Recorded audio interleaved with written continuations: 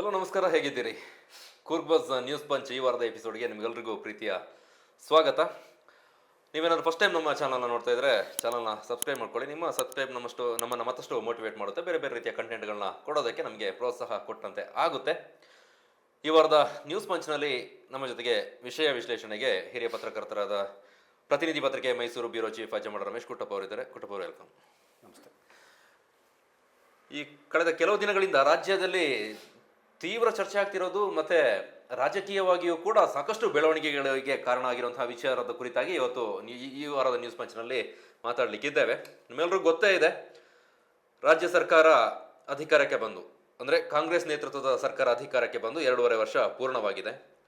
ಆರಂಭದಿಂದಲೇ ಒಂದು ಮಾತು ಚಾಲ್ತಿಯಲ್ಲಿತ್ತು, ಅಧಿಕಾರ ಒಡಂಬಡಿಕೆ ಆಗಿದೆ, 2.5 ವರ್ಷದ ನಂತರದಲ್ಲಿ ಮುಖ್ಯಮಂತ್ರಿ ಬದಲಾಗ್ತಾರೆ, ಬೇರೆಯವರಿಗೆ ಡಿ.ಕೆ. ಶಿವಕುಮಾರ್ ಅವರಿಗೆ ಹಸ್ತಾಂತರ ಆಗಬೇಕು ಅನ್ನೋ ನಿಟ್ಟಿನಲ್ಲಿ ಒಪ್ಪಂದ ಆಗಿದೆ ಹೈಕಮಾಂಡ್ ಮಟ್ಟದಲ್ಲಿ ಅನ್ನೋಂಥದ್ದು ಮೊದಲಿಂದಲೂ ಕೂಡ ಚರ್ಚೆಯಲ್ಲಿ ಇತ್ತು. ಅದು ಈಗ ಪೀಕಿಗೆ ಬಂದು ನಿಂತಿದೆ 2.5 ವರ್ಷ ಕಳೆದ ನಂತರದಲ್ಲಿ. ಶಿವಕುಮಾರ್ ಅವರು ಮುಖ್ಯಮಂತ್ರಿ ಸ್ಥಾನಕ್ಕೆ ಏರೋದಕ್ಕೆ ಏನೆಲ್ಲ ಬೇಕು ಎಲ್ಲ ಶತಾಯಗತಾಯ ಪ್ರಯತ್ನ ಮಾಡ್ತಾ ಇದ್ದಾರೆ. ಮತ್ತೊಂದು ಕಡೆ ಹಾಲಿ ಮುಖ್ಯಮಂತ್ರಿ ಆಗಿರುವಂತಹ ಸಿದ್ದರಾಮಯ್ಯ ಅವರು ಸ್ಥಾನ ಬಿಟ್ಟುಕೊಡೋದಕ್ಕೆ ಸಿದ್ಧರಿಲ್ಲ.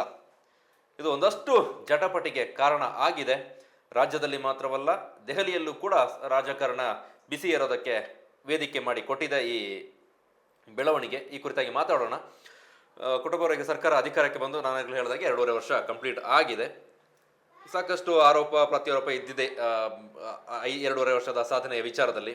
ಆರಂಭದಿಂದಲೂ ಗ್ಯಾರಂಟಿ ಯೋಜನೆ ಕುರಿತಾಗಿಯೂ ಕೂಡ ಪರವಿರೋಧ ಇತ್ತು, ನಂತರದಲ್ಲಿ ಅದನ್ನು ಅನುಷ್ಠಾನಕ್ಕೆ ತಂದಿದ್ದಾರೆ ಕೂಡ. ಈ ಮಧ್ಯೆ ಸರ್ಕಾರಕ್ಕೆ ದೊಡ್ಡ ಸವಾಲಾಗಿರುವಂಥದ್ದು ಗ್ಯಾರಂಟಿ ಯೋಜನೆಗಿಂತ ಈ ಅಧಿಕಾರದ ಒಡಂಬಡಿಕೆ ವಿಚಾರ. ಈಗ ಒಂದು ಪೀಕಿಗೆ ಹೋಗಿ ನಿಂತಿದೆ. ಇದಕ್ಕೆ ತಾರ್ಕಿಕ ಅಂತ್ಯ ಯಾವಾಗ ಸಿಗುತ್ತೆ ಅಂತ ಅನ್ಸುತ್ತೆ? ಬಹುಶಃ ಕಾಂಗ್ರೆಸ್ ಪಕ್ಷ ರಾಷ್ಟ್ರೀಯ ಪಕ್ಷವಾಗಿ ಒಂದಿಷ್ಟು ಇಡೀ ದೇಶದಲ್ಲಿ ಬಲಿಷ್ಠವಾದಂತಹ ರಾಜಕೀಯ ಪಕ್ಷ. ರಾಷ್ಟ್ರೀಯ ಕಾಂಗ್ರೆಸ್ ಅಂತ ಹೇಳುವಂಥದ್ದು ನಮ್ಮ ಸ್ವಾತಂತ್ರ್ಯ ಚಳವಳಿಯಲ್ಲಿ ಪಾಲ್ಗೊಂಡುವಂಥದ್ದು.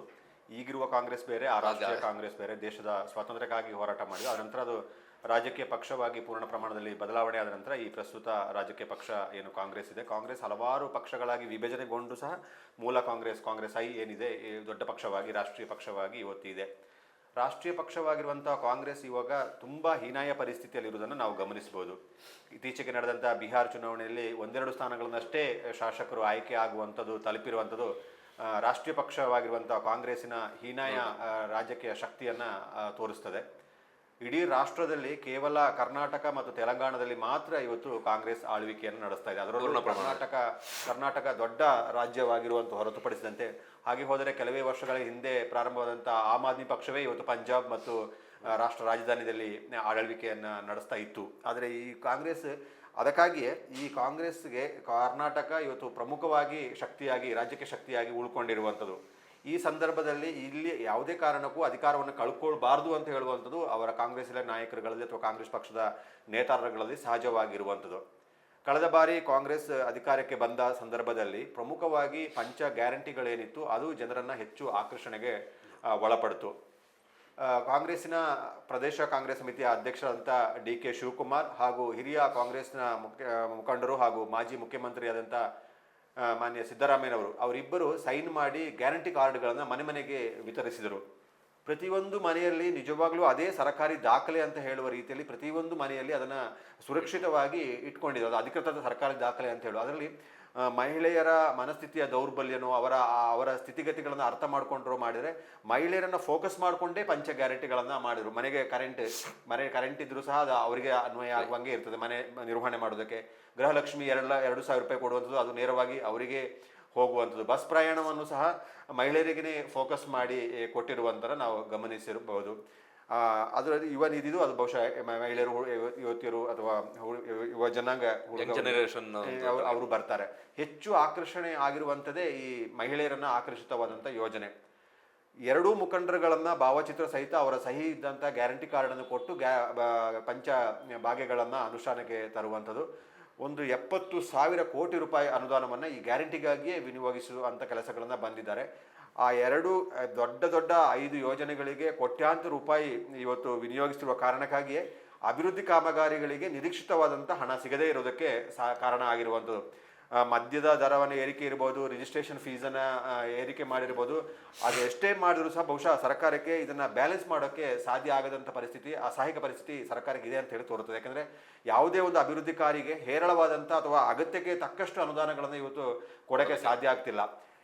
ಅವತ್ತು ಕಾಂಗ್ರೆಸ್ ಅವರು, BJP ಅವರು 40% ಕಮಿಷನ್ ಅಂತ ಹೇಳಿ ಅವರ ಮೇಲೆ 40% ಕಮಿಷನ್ ಅಂತ ಹೇಳಿ ಮುಖ್ಯಮಂತ್ರಿ ಬೊಮ್ಮಾಯಿ ಅವರ ಫೋಟೋನ ಹಾಕಿ ಇಡೀ ಬೀದಿಯಲ್ಲಿ ಅಂಟಿಸಿ ಅವ್ರನ್ನ ಕಳ್ಳ ಸ್ಥಾನಕ್ಕೆ ನಿಲ್ಲಿಸಿ, ಕೆಂಪಣ್ಣ ಅವರು ಗುತ್ತಿಗೆದಾರ ಸಂಘದ ಅಧ್ಯಕ್ಷರಾಗಿದ್ದಾಗ ಭ್ರಷ್ಟಾಚಾರದಲ್ಲಿ ಇದೇ ಕಾಂಗ್ರೆಸ್ ಅಂತ ಹೇಳೋದು ಬಿಂಬಿಸಿ ಇವರು ಅಧಿಕಾರಕ್ಕೆ ಬರೋದಕ್ಕೆ ಅದು ಸಹ ಒಂದು ಕಾರಣ ಆಯಿತು.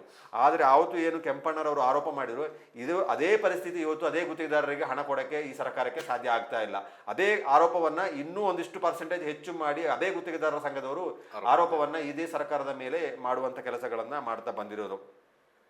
ಕಾಂಗ್ರೆಸ್ ಏನು ಅಧಿಕಾರಕ್ಕೆ ಬಂತು, ಸ್ಪಷ್ಟ ಬಹುಮತದೊಂದಿಗೆ ಏನು ಕಾಂಗ್ರೆಸ್ ಅಧಿಕಾರಕ್ಕೆ ಬಂತು, ಅದರಲ್ಲೂ DK ಶಿವಕುಮಾರ್ ಹೇಳಿದ ರೀತಿಯಲ್ಲೇ 136 ಶಾಸಕರುಗಳು ಕಾಂಗ್ರೆಸ್ಸಿಂದ ಆಯ್ಕೆಗೊಂಡು ಸ್ಪಷ್ಟವಾದ ಬಹುಮತದೊಂದಿಗೆ ಆಯ್ಕೆಯಾದ ಸಂದರ್ಭದಲ್ಲಿ ಸಹಜವಾಗಿ KPCC ಅಧ್ಯಕ್ಷರಾಗಿದ್ದಂಥ DK ಶಿವಕುಮಾರ್ ಹಾಗೂ ಇಡೀ ಕಾಂಗ್ರೆಸ್ಸಿಗೆ ಮತ ಬ್ಯಾಂಕ್ ಆಗಿರುವಂತಹ ಅಹಿಂದ ನಾಯಕರಾಗಿರುವಂಥ ಸಿದ್ದರಾಮಯ್ಯನವರು ಸಹಜವಾಗಿ ಮುಖ್ಯಮಂತ್ರಿ ಸ್ಥಾನದ ಪ್ರಬಲ ಆಕಾಂಕ್ಷಿಗಳಾಗಿದ್ದರು. ಆ ಸಂದರ್ಭದಲ್ಲಿ ಇವಾಗ ನಡೀತಿರುವ ವಿದ್ಯಮಾನಗಳನ್ನು ಗಮನಿಸಿದಾಗ ಸಹಜವಾಗಿ ಅವರು 4 ಗೋಡೆಯಲ್ಲೇ ಒಡಂಬಡಿಕೆ ಆಗಿರ್ಬೋದು, ನಾವು ಗ್ರಹಿಸಬಹುದು. ಸಹಜವಾಗಿ DK ಶಿವಕುಮಾರ್ ಅವರಿಗೆ ಭರವಸೆ ಕೊಟ್ಟಿರ್ತಾರೆ, ಮಾತು ಕೊಟ್ಟಿದ್ದಾರೆ. ಅದಕ್ಕಾಗಿಯೇ ಇವತ್ತು ಈ ಪ್ರಶ್ನೆಗಳನ್ನು ಬರ್ತಿರೋದು. ಇದಕ್ಕೂ ಮೊದಲು DK ಶಿವಕುಮಾರ್ ಅವರು ನವೆಂಬರ್ 20ಕ್ಕೆ ಏನು 30 ತಿಂಗಳ ಆಡಳಿತ ಅವಧಿ ಸಿದ್ದರಾಮಯ್ಯ ಅವರು ಮುಗಿಯುತ್ತದೆ. ಮುಂದಿನ 30 ತಿಂಗಳ ಆಡಳಿತವನ್ನು ತಾನು ನಡೆಸಬೇಕು ಅಂತ ಕಾರಣಕ್ಕಾಗಿ ಇವತ್ತು ಏನು ಅವರ ಬೆಂಬಲಿಗರ ಶಾಸಕರುಗಳು ದೆಹಲಿಗೆ ಹೋಗಿ, ಅದರಲ್ಲೂ ಪ್ರಮುಖವಾಗಿ ಒಕ್ಕಲಿಗ ಶಾಸಕರುಗಳು ಕೇಂದ್ರ ಮಟ್ಟದ ನಾಯಕರುಗಳ ಮೇಲೆ ಒತ್ತಡ ಹೇರುವ ಕೆಲಸಗಳನ್ನು ಮಾಡ್ತಾರೆ. ಅದಕ್ಕೂ ಮೊದಲು 2-3 ತಿಂಗಳ ಹಿಂದೆನೆ KN ರಾಜಣ್ಣರವರು, ಸಹಕಾರ ಸಚಿವರಾದಂಥ KN ರಾಜಣ್ಣರವರು ನವೆಂಬರ್ ಕ್ರಾಂತಿ ಆಗುತ್ತೆ ಅಂತ ಹೇಳೋದನ್ನು ಹೇಳ್ತಾ ಬಂದಿರು. ಅದಕ್ಕೂ ಹಿಂದೆ ಈ ಪರಿಶಿಷ್ಟ ಜಾತಿ ಪರಿಶಿಷ್ಟ ಪಂಗಡದ ಸಚಿವರುಗಳು ಇರ್ಬೋದು, ಶಾಸಕರುಗಳು ಇರ್ಬೋದು, ಗೆಟ್ ಟುಗೆದರ್ ಅಥವಾ ಈ ಡಿನ್ನರ್ ಪಾರ್ಟಿಯ ನೆಪದಲ್ಲಿ ಪರಸ್ಪರ ಸಭೆಗಳನ್ನು ನಡೆಸ್ತಾ ಸಹಜವಾಗಿ ಸತೀಶ್ ಜಾರಕಿಹೊಳಿಯು ಸಹ ಒಂದು ಹೇಳಿಕೆಗಳನ್ನು ಕೊಡ್ತಾರೆ. ನಾನು ಸಹ ಮುಖ್ಯಮಂತ್ರಿಯ ಆಕಾಂಕ್ಷಿ ಇದ್ದೀನಿ ಅಂತ ಹೇಳುವ ಮೆಸೇಜನ್ನು ಕೊಟ್ಟಿದ್ರು. ಪರಮೇಶ್ವರ್ ಹಿಂದಿನಿಂದಲೇ ಅದನ್ನು ಹೇಳ್ತಾ ಬಂದಿದ್ದಾರೆ. ಅದನ್ನು ಯಾರು ಗಂಭೀರವಾಗಿ ತೆಗೆದುಕೊಳ್ಳುವ ಪರಿಸ್ಥಿತಿಗೆ ತಲುಪಿ ಹೋಗಿದೆ. ನಾನು ಮುಖ್ಯಮಂತ್ರಿ ಆಕಾಂಕ್ಷಿ ಅಂತ ಒಂದ್ಸಲ ಹೇಳ್ತಾರೆ, ಇನ್ನೊಂದ್ಸಲ ಸಿದ್ದರಾಮಯ್ಯವರೇ ಮುಂದುವರಿತಾರೆ ಅಂತ ಹೇಳ್ತಾರೆ. ಮೊನ್ನೆ ಒಂದು ಸ್ಟೇಟ್ಮೆಂಟ್ ಕೊಟ್ಟಿದ್ದಾರೆ, ಹೈಕಮಾಂಡ್ ಒಪ್ಪಿದರೆ, DK ಶಿವಕುಮಾರ್ ಒಪ್ಪಿದರೆ ಅವರಿಗೂ ನಾವು ಬೆಂಬಲ ಕೊಡ್ತೀವಿ ಅಂತ ಹೇಳೋದನ್ನು ಅವರು ಅದನ್ನು ಪರೋಕ್ಷವಾಗಿ ಹೇಳ್ತಾ ಬಂದಿದ್ರು. ಅದಕ್ಕೆ ಯಾಕೆಂದರೆ ಆ ಸ್ಥಾನ ಅವರಿಗೆ ಹತ್ತಿರ ಬಂದು ಅವರು ಸೋತು ಹೋದವರು. 2018ರಲ್ಲಿ ಕಾಂಗ್ರೆಸ್ ಸ್ಪಷ್ಟವಾದ ಬಹುಮತದೊಂದಿಗೆ ಅಧಿಕಾರಕ್ಕೆ ಬಂದಾಗ ಆ ಸಂದರ್ಭದಲ್ಲಿ KPCC ಅಧ್ಯಕ್ಷರಾದಂತಹ ಡಾಕ್ಟರ್ G. ಪರಮೇಶ್ವರ್ ಸ್ವತಃ ಸೋತು ಹೋದರು. ಆದರೆ ಸೋಲಿನ ಹಿಂದೆ ಸಿದ್ದರಾಮಯ್ಯನವರ ಬೆಂಬಲಿಗರಿದ್ದಾರೆ ಅಂತ ಹೇಳುವಂಥದ್ದು ಸಹ ಒಂದು ಮೆಸೇಜ್ ಪಾಸ್ ಆಗಿತ್ತು. ಯಾಕೆಂದರೆ ಅವರು ಗೆದ್ದಿದ್ರೆ ಸಹಜವಾಗಿ KPCC ಅಧ್ಯಕ್ಷರುಗಳು ಯಾರು ಪಕ್ಷವನ್ನು ಮುನ್ನಡೆಸ್ತಾರೆ, ಸಹಜವಾಗಿ ಸಾಂಪ್ರದಾಯಿಕವಾಗಿ ನಡ್ಕೊಂಡು ಬಂದಿದೆ. KPCC ಅಧ್ಯಕ್ಷರು ಯಾರಿರ್ತಾರೆ ಅವರೇ ಮುಖ್ಯಮಂತ್ರಿಗಳಾಗ್ತಾರೆ ಅಂತ ಹೇಳುವಂಥ ಭಾವನೆ ಅಥವಾ ರೂಢಿ ಆಗ್ತಾ ಬಂದಿದ್ದ ಕಾರಣಕ್ಕಾಗಿ ಪರಮೇಶ್ವರ್ CM ಆಗೇ ಬಿಟ್ಟರು ಅಂತ ಹೇಳೋ ಲೆವೆಲ್ಗೆ ಬಂದಾಗ ಸ್ವತಃ ಅವರೇ ಸೋತು ಹೋದರು. ಕೊರಟಗೆರೆಯಲ್ಲಿ ಅವರು ಸೋತ ಕಾರಣಕ್ಕಾಗಿ ಸಹಜವಾಗಿ ಸೋತವರಿಗೆ ಮುಖ್ಯಮಂತ್ರಿ ಕೇಳೋದಕ್ಕೂ ಶಕ್ತಿಯುತವಾಗಿ ಕೇಳೋಕ್ಕೂ ಸಾಧ್ಯವಾಗಲ್ಲ, ಧ್ವನಿ ಎತ್ತಕ್ಕೂ ಸಾಧ್ಯ ಆಗೋಲ್ಲ. ಆ ಕಾರಣಕ್ಕಾಗಿ ಅವರಿಗೊಂದು ಕೊರಗಿರುತ್ತೆ, ನಾನು ಪಕ್ಷವನ್ನು ಅಧಿಕಾರಕ್ಕೆ ತಂದಿದ್ದೇನೆ, ನಾನು ಅಧಿಕಾರಕ್ಕೆ ಬರೋಕ್ಕೆ ಸಾಧ್ಯ ಆಗಲಿಲ್ಲ ಅಂತ ಕೊರಗು ಸಹಜವಾಗಿ ಇದ್ದೇ ಇರ್ತದೆ. ಆ ಕಾರಣಕ್ಕಾಗಿ ಅವರು ಈ ಎಲ್ಲ ಸಿಂಪ್ಟಮ್ ನೋಡುವಾಗ ಸಹಜವಾಗಿ 30 ತಿಂಗಳ ಒಡಂಬಡಿಕೆ ಆಗಿರುತ್ತೆ. ಇಲ್ಲದೆ ಹೋದರೆ ಈ ನಾಯಕರುಗಳು ಈ ಹೇಳಿಕೆಯನ್ನು ಕೊಡ್ತಾ ಇರಲಿಲ್ಲ. ನವೆಂಬರ್ ಕ್ರಾಂತಿಯ ಬಗ್ಗೆಯೂ ಯಾರೂ ಮಾತನಾಡ್ತಿರ್ಲಿಲ್ಲ. ಅದರೊಂದಿಗೆ ಇತ್ತೀಚಿನ ಬೆಳವಣಿಗೆಗಳನ್ನು ನೋಡಿದಾಗ DK ಶಿವಕುಮಾರ್ 44 ದಶಕಗಳಿಂದ ಕಾಂಗ್ರೆಸ್ಸಲ್ಲಿ ಸಕ್ರಿಯವಾಗಿ ರಾಜಕೀಯ ಪಕ್ಷದಲ್ಲಿ ಇರುವಂಥದ್ದು. ಅವರೇ ಹೇಳುವ ಹಾಗೆ ವಿದ್ಯಾರ್ಥಿ ನಾಯಕರಾಗಿದ್ದಾಗೇ ಅವರಿಗೆ ಶಾಸಕ ಸ್ಥಾನದ ಟಿಕೆಟ್ ಸಿಕ್ಕಿರುವಂಥದ್ದು. 8 ಬಾರಿ ಅವರು ಸತತವಾಗಿ ಶಾಸಕರಾಗಿ ಆಯ್ಕೆ ಆಗಿರುವಂಥದ್ದು ಸುಲಭದ ವಿಚಾರಗಳು ಸಹ ಅಲ್ಲ. ಶಾಸನ ಸಭೆಯೊಳಗೆ 1-2 ಶಾಸಕರಷ್ಟೇ ಇವರಿಗಿಂತ ಸೀನಿಯಾರಿಟಿಯನ್ನು ಹೊಂದಿರುವಂಥದ್ದು. ಅದರೊಂದಿಗೆ ಅವರು ಸೂಕ್ಷ್ಮವಾಗಿ ಹೇಳೋದನ್ನು ಗಮನಿಸಬಹುದು. ನಾನು ಒಂದು ಪಕ್ಷವನ್ನು ಬಿಟ್ಟೇ ಹೋಗಿಲ್ಲ, ನಿರಂತರವಾಗಿ ಇದೇ ಪಕ್ಷದಲ್ಲಿ ಇದ್ದೀನಿ, ನನಗೆ ಅಧಿಕಾರಕ್ಕಿಂತ ಪಕ್ಷ ಮುಖ್ಯ ಅಂತ ಹೇಳೋದನ್ನು ನಿಲುವನ್ನು ವ್ಯಕ್ತಪಡಿಸುವ ಮೂಲಕ ನನಗೆ ಪರೋಕ್ಷವಾಗಿ ಸಿದ್ದರಾಮಯ್ಯನವರಿಗೆ ಬೇರೆ ಪಕ್ಷದಿಂದ ಬಂದವರು, ನಾವು ಮೂಲ ಕಾಂಗ್ರೆಸ್ಸಿಗರಲ್ಲ ಅಂತ ಹೇಳುವ ರೀತಿಯಲ್ಲಿ ಏನಾದರೂ ಸಂದೇಶ ಕೊಡುವ ಪ್ರಯತ್ನವನ್ನು ಮಾಡಿರುವಂತಹ ಚಾನ್ಸಸ್ ಸಹ ಇದೆ. ಆ ಕಾರಣವನ್ನು ಇಟ್ಕೊಂಡು ನೋಡಿದಾಗ ಸಹಜವಾಗಿ ಅವರು ಈ ಸ್ಥಾನವನ್ನು ಬಯಸ್ತಿದ್ದಾರೆ. ಆದರೆ ಶಾಸಕಾಂಗ ಪಕ್ಷದಲ್ಲಿ ನೀವು ಶಾಸಕಾಂಗ ಪಕ್ಷದ ವೋಟಿಂಗ್ ಹೋದರೆ ಸಹಜವಾಗಿ ಕಾಂಗ್ರೆಸ್ಸಲ್ಲಿರುವ 136 ಶಾಸಕರಲ್ಲಿ ಹೆಚ್ಚಿನ ಶಾಸಕರುಗಳು ಸಿದ್ದರಾಮಯ್ಯನವರಿಗೆ ಬೆಂಬಲವನ್ನು ಕೊಡೋದು ನಿಶ್ಚಿತ.